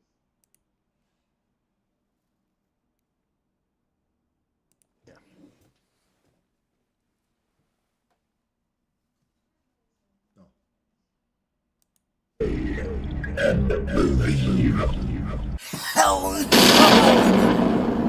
I'm happy to be here with you today. Understand the logic, and we see this in social media on a regular basis, and it's something that Newsweek decided not to tell you about. Representative Sheila Jackson Lee has no idea what she's talking about. You can meet a very, very stringent accuracy rate when it's important, when it matters, like in federal elections.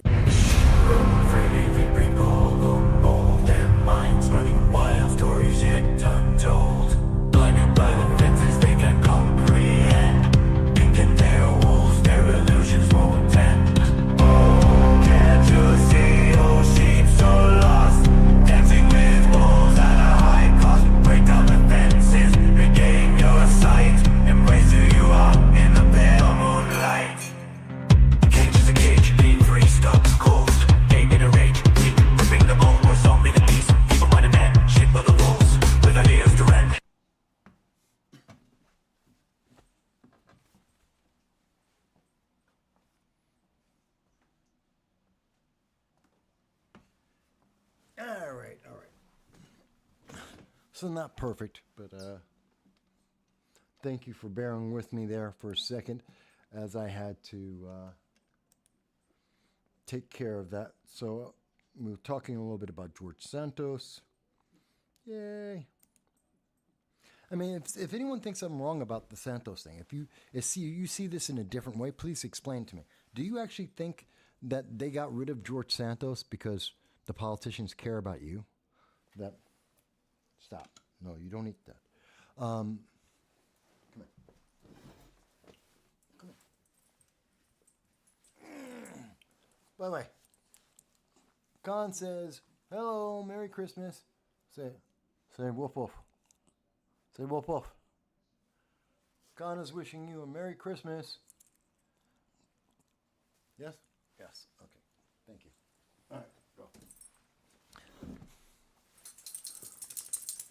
So that was Khan. My little puppy. I love him dearly. So, we talked about Santos, and again, if you think I'm wrong, if you think that they were doing this because they love you, that they're protecting you, then explain to me, why did they fail in the first place? Why didn't they call him out during the election? Why did they wait until after he got elected before anyone noticed that he was a liar? I mean, seriously, it should have been real simple. But they didn't, because they don't care about you. They just don't. They just don't want to admit that.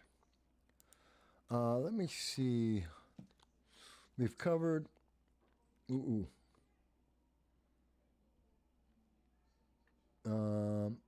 Okay. Here's something I wanted to point out, and I think it's kind of important. And bear with me. Oh, no, that's not it. Bear with me because I need to show you. No. There, get rid of that. There it is. Okay. There's two articles I wanted to show you here. So this is one of them. And the other one is this one. Now, the thing that I think is really important about this, these are two stories about the same thing. And that is that as of Monday, the Biden administration is closing part of the United States border. They're closing access for Americans in Arizona to go into Mexico. Now, one of the problems I have about the fact that people who are in Lukeville? In Lukeville, one of the problems I have is, as is, we have, where is it? These Americans are traveling from, actually, we have students, we have kids who are going to school in Lukeville, and they happen to be Mexican citizens. Why are kids who are Mexican citizens, live in Mexico, coming into America to go to school? Don't know. Why are our taxes paying for kids who live in Mexico to walk across the border and go to school in American schools, and then at the end of the day go back to Mexico? I don't understand that. Why are we spending money on that? I don't know. But that being said, they are shutting down the border. They are shutting down the ability of small businesses and individuals to go from the United States into Mexico to do business and to live their life. And they are preventing children who are in Mexico to go into the United States and go to school where they normally take their classes. Now you say, well, Mike, that's because the border. It's because of Kamala Harris. She's shutting down the border. She's making sure that no one, all the illegal aliens don't get into America. That's what you would think. That's what this article is supposed to make you think. This is the mainstream news media. This is Channel 13 News. And the way they describe this is the border is shut down. Kamala Harris is doing such a great job. Kamala Harris is shutting down the border. Those illegal aliens, they will not get in. And yes, it's going to affect our business. It's going to affect the economy. It's going to affect education. But we're protecting the border. That is what they want you to think. That is exactly what they want you to think. They're going to protect the border. Kamala Harris is doing her job. The border is shut down. And then, if you happen to go to the United Kingdom, if you go to The Guardian, wait a minute. Bear with me.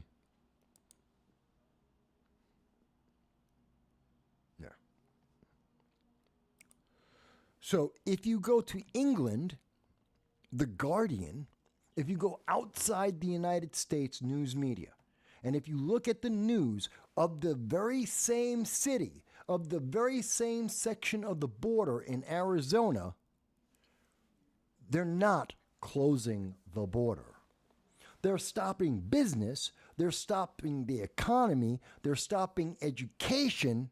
But if you have to go outside the United States to find out that this is the same place they welded the illegal alien, the gate, the Trump wall. This is the same part of the country, same part of Arizona, where they welded the gates open, the Biden-Harris administration, and they're closing the border for Americans so that the police, the border agents, can help let more illegal aliens into America. It's in the article. It's in the first two paragraphs. The reason why they are shutting down the local economy, they're shutting down the school, they're shutting down business, the reason why they are doing this is not to stop illegal aliens, that they already welded the gates open to let them in. It's so that they can let in more illegal aliens because they don't have enough people. They have so many illegal aliens trying to cross the border because the gates have been welded open that they need more people. So they're taking them away from trying to do business, away from helping the kids who are getting an education, and they're going to put them on entry to the border. They're helping illegal aliens. They're helping illegal aliens destroy the infrastructure of the country. What is going on? This is insane, folks. And this is legal. It's happening. This is coming from the Biden administration. This is the Biden-Harris administration. They're like, no. Take those people who were doing a job. They were helping the economy. They're helping their community. Yeah, stop them from doing that and have them help these illegal criminals break the law. Because that's more important. We have to help the criminals break the law rather than do their job. We could just unweld the gate. We could just close the gate, break the welding, close the gate, and the illegal aliens wouldn't be able to flood into America. But instead of doing that, the Biden-Harris administration said, hey, we know what the answer is. We're going to let all the illegals come in, and we're going to lie. We're going to make sure that the local news media lies to the public and tells them that, oh, yeah, well, we closed everything. There's no illegal aliens. We closed it all. No one's going to get in or out. It's to protect you. We're going to make sure everything is safe. We've closed the border. Except they didn't. They didn't close the border in Arizona.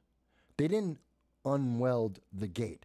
They didn't close the Trump wall. They didn't do that. They're just letting the aliens in. You're going to suffer. You will suffer. And this is the kind of news media bias we need to call out more often across America. Why do I have to go to The Guardian, a British news outlet, to find out what's happening in America? The local news in America. Forget, this isn't even national news. You would think this could be national news. It's not. This is local news. The rest of it, MSNBC, CNN, no one else wants to talk about this. No one else has this news coverage. This is local news and international news, not American news. Because they knew if you saw this, you would be annoyed. You would be pissed off. You would say, what the hell is going on? Why would you do that? There's no reason to do that. That makes no sense. But this is how they get it past you. It's kind of like with George Santos. It's not that he did something wrong that everyone else has done. It's that it's not in their advantage. Biden, he doesn't care about the illegal aliens. He wants them to come in. He's sending more people to send them in to help break the infrastructure in Chicago, in Boston, in New York City, throughout all of California, in Arizona. He wants you overwhelmed. He wants as many illegal aliens to come in as possible. Kamala Harris guaranteed that people were going to come to America in droves. She wasn't there to stop them. She was there to encourage them, and she did. So did Eric Adams. They have been encouraging more people, and they are more than happy to use your tax dollars and hurt your life to be able to get these illegal aliens in. If there is anyone who is a progressive, a Democrat, an elected office, if you think I am wrong, please explain this to me. Why is it the local news media is not telling the whole truth? Why is it that the Biden-Harris administration is taking Americans from protecting and serving the public and instead diverting them to let illegal aliens enter our country and abuse our economy, abuse our system? Please explain that to me. See, they can't. Gavin Newsom couldn't explain this. Kamala Harris can't explain this. Ilhan Omar, Alexandria Ocasio-Cortez, they don't want to explain this because they'd have to admit this is what they're doing. They're breaking America. You can be a Democrat. Fantastic. You can be all the Democrat you want to be. You can be in favor of immigration reform all you want, all day long.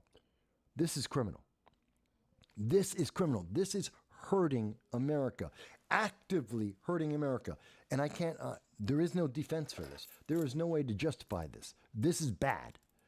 This is bad for America because it is meant to hurt America. Is there anyone who disagrees with me on that? Anyone in the chat, anyone in politics that disagrees, please do explain. Please come out and explain this. Please justify why we should be doing this instead of just closing the gate and closing the border. That's the answer. It would be that simple. Just close the gate, close the border. Close the border to illegal aliens. That's all you need to do. Will that stop every illegal alien? No. But it would slow it the hell down. You wouldn't be getting thousands entering America through Arizona, through the open Trump wall. But, they'll lie to you because 2024, fortifying the election. Because they don't think you count. They don't think you matter. Because they think they can tell you anything and there is no consequence. News media is going to cover for them. And they do. And they cover for them hard. I mean, think about it. You keep being told that the economy is doing fantastic. The economy is doing great. Everything is fine with the economy. This is what we keep getting told over and over again. Whoops. What did I do there? Bear with me. We keep getting told Bidenomics is doing fantastic. Bidenomics is the best thing that could have happened. You're doing better today than 4 years ago because of Bidenomics. Really? You think so? Because did you know there's over 250,000 Americans that have lost their jobs? They've been laid off in the tech industry. That we have a recession that is going on since August of 2022. There's a recession. And people are being laid off left and right. They got laid off in 2022. They're getting laid off now. People are still not recovered from the pandemic. They still haven't been able to get jobs since then. Yes, I'm one of them for various reasons. But yeah, we're seeing that all over the place. But Biden said, everything's great. Yeah, the unemployment rate's low, 3.9%. That's an increase, not a decrease. Small businesses are shrinking, not increasing. People are being laid off in bigger and bigger numbers in the very fields of industry that we are told we're supposed to go into. You're supposed to be going for a tech job. Yeah, well, there are fewer of those tech jobs. People are getting laid off. People are getting laid off from the news industry. Journalists are getting fired. Well, what is it? 2024, we're being told everything is great. The economy's fantastic. Bidenomics has worked. Why so many people are laid off? We're told that illegal immigration is good for the country. It will make a profit. Illegal aliens pay for themselves. But New York City is going bankrupt. Chicago is going to bankrupt. Boston is going bankrupt. All of the cities where these illegal aliens are going bankrupt. And crime is increasing. It's getting higher and higher. And we have less and less police, like in New York City. We're losing our police. We lost 5,000 police officers we're going to lose. 15%. Do you think that's going to stop criminals? Did 15% of the criminals said, oh, there's no cops, so I can't go and I can't commit crime. We have the same number of criminals. We have less police. Do you think that's going to make you more or less safe? Think about that. Same number of criminals, more or less. In fact, more criminals. We're importing them. The criminals from Arizona, from Lukeville, they're going to New York State. Why? Because in New York State, they're going to have a $60,000 hotel room and food and money. God, you would think this stuff would be simple and make sense. You would think. But apparently not so. Apparently, they've been fortifying the election so much that most people don't realize this. They don't think about this. They're not having a conversation about this. If you think I am wrong, fantastic. Tell me in the comments. Tell me in the chat. Tell me, Mike, you just don't get it. Okay, why don't I get it? What is it that I'm missing here? Because this is not a benefit. And everyone in the world is seeing this, and no one's seeing the benefit. No one in the world sees the benefit from this.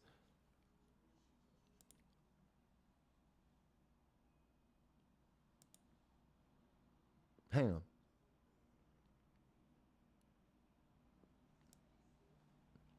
Let me also just remind everyone again. I want to highlight it again. Joe Biden is a failure, not just because of the economy, not just because of what he has been doing to the American people.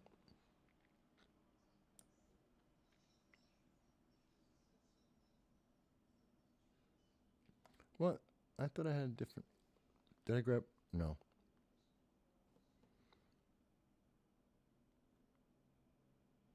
Well, there's a stabbing in New York City. 5 people dead, 2 cops injured, no guns. And it was black people. Black story. Black on black crime. I'm willing to bet money on it. 5 people dead. It was a stabbing. It was in Queens. And no mention of the color of skin of anyone. No mention of their sexuality. So, since they didn't mention anything about their sex, didn't mention anything about their color of skin, these are straight.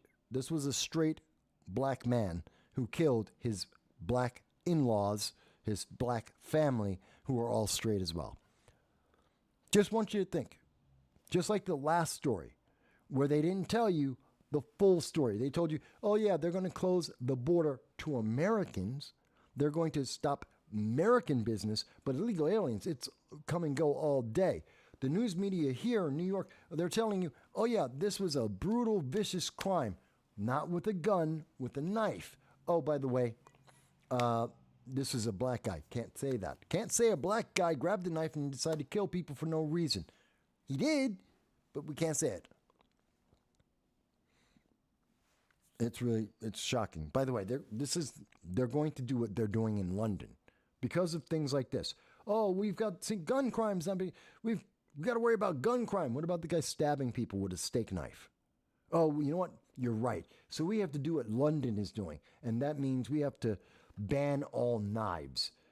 That's what they're doing in London right now. Doesn't work, but that's the idea. They do that all the time.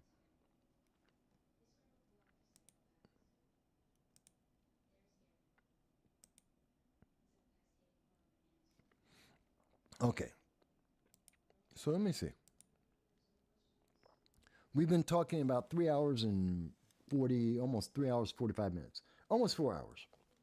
And we have been talking about 2024. We've been talking about the failure of our government, both in terms of the expectations that we have for them, as well as the limitations that they have. We've been talking about the increase in the potential of authoritarianism. We've talked about the potential of a civil war. We've talked about what's happening in the rest of the world, the likelihood of 3 simultaneous regional wars, not World War III. We've talked about Southeast Asia, the Middle East. We've talked about American hostages and the failure of the Biden-Harris administration to get those hostages home. The success of the Thai government in getting their people home instead. And again, if I ever get into a foreign land, do not let Biden-Harris negotiate for me. Get the Thai prime minister. He will get me home. Joe Biden will let you die. He will. We have talked about the economy. We've talked about the election. We've been talking about how they're going to fortify the election. We've been talking about nullifying votes. Tell me, is there something that you guys want to hear about that we didn't cover today? I know this isn't necessarily the things that you're hearing in the rest of the news media. It's not necessarily what you're going to hear on CNN or MSNBC or ABC News. It's not what the New York Times is going to cover, even though they have 10,000 people working on this, and they have all the resources and all the money, and they could tell you the truth. They could point out the problems, but then they wouldn't be in power anymore, would they? So they won't. And they'll punish this channel for actually daring to tell you the truth, for having an honest conversation and listening to your voices. Please. Like, share, subscribe. It's Christmas. Donate $1.50. Join our Patreon for Christmas. Or don't. Donate to our PayPal. Or don't. That's fine. Like, share, subscribe. It's free. It costs you nothing. We're not asking for more than like, share, subscribe. Allow us to get past the algorithm and to actually talk to 10,000 Americans. That's it. We want to talk to 10,000, actually not even Americans, 10,000 people in the world. That's our goal. We want to have a subscriber base of 10,000 people that YouTube is not suppressing. 10,000 people who can actually see when we go live and have a conversation, whether they agree or disagree. That's all we're looking for. And you can help us. Like, share, subscribe. That's all it takes. Like, share, subscribe. Let us get to 10,000 people who can have a conversation with us about all of these issues, whether you agree or disagree. And I guarantee you, we will get to better answers than all of Congress in one Sunday.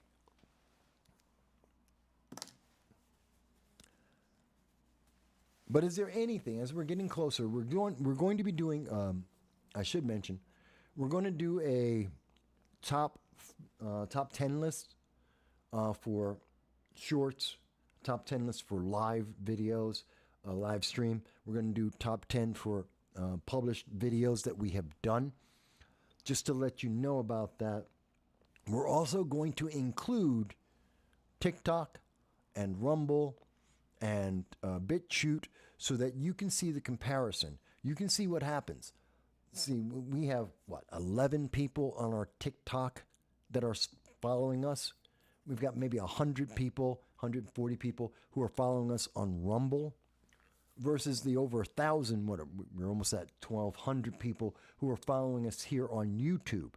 And I want you to see the difference between when a video is seen, YouTube's algorithm, how they let less people see us, the more subscribers we get. But yet, when we go to TikTok, when we go to Rumble, when we go to platforms like Instagram, which is not known, Instagram is not known for political commentary, and we get tens of thousands of people watching a video that YouTube only shows to 20 people. That'll be our top of the top 10 2023 list. Balin, it's actually on the screen. Balin, if you see on the screen right below me right now, the first link that you see there, and it's also in our description, or if it's not, I'll make sure it is in the description after the show. But the first link is to our Patreon. The second link is to our PayPal. So it's right there on the screen, and I will put it in. If it's not in the description, I will put it in the description after the show. But thank you for asking about that. Thank you. We like that. We appreciate that. So what's everyone thinking about for Christmas? You're looking forward to the year-end list, what's the best movie? It wasn't Captain Marvel. It wasn't anything from Marvel. You're going to see the best video game. You're going to look at, the best TV show. I have no idea what's on TV. Literally, I have no idea what's been on TV. I don't watch TV. I watch the news. I play video games. I watch anime, and Best anime? Eminence in the Shadow. Love that. Season 2. Goblin Slayer had a season 2 come out. Quite honestly, if you want to be entertained right now, don't watch TV. Do not watch the mainstream TV. Don't even go to any of the streaming channels. They got crap. The closest thing that was entertaining was The Continental, which I did see. 3 episodes. The first episode was good, and then it got worse as they went through. So first episode, good. Mel Gibson did a great job. Second one, so-so. Mel Gibson did a great job. Third one, not really that good. Mel Gibson did a decent job. That was The Continental. Better than everything else on TV and better than the movies out there. Better than Ant-Man 3. Better than the Marvels. Better than, everything that Disney Plus put out. So what are you looking forward to? What are you looking forward to at the end of this year? 2024? Is there a present you're looking for? Is there a gift you're looking for? What are you looking forward to? Is it the new year? Looking to get drunk? Then looking to get sober? I don't know, folks. Well, maybe as you think about that, I can see it in the comments. I'll look forward to seeing it there. I'm going to take my puppy and go out with him because he needs to walk, and the rain, I think, stopped in New York, so that's good. I do want to hear your comments, though. I read all of the comments to every video every time. And remember, if you don't see your comment, that's because of YouTube and their algorithm, because they're trying to censor you, not us. But with that said, I want everyone to have a good Sunday. Women, what is this? Dow says, we buy gifts for the family throughout the year and reserve time for visiting each other and seeing extended family around Christmas holiday. That's a good idea. That's a really good idea, you know. Why wait until the end of the year? Because, I mean, they jack up the prices and then they lower them so they can say, hey, look, it's a Christmas sale. And usually, most of the stuff, you don't need it.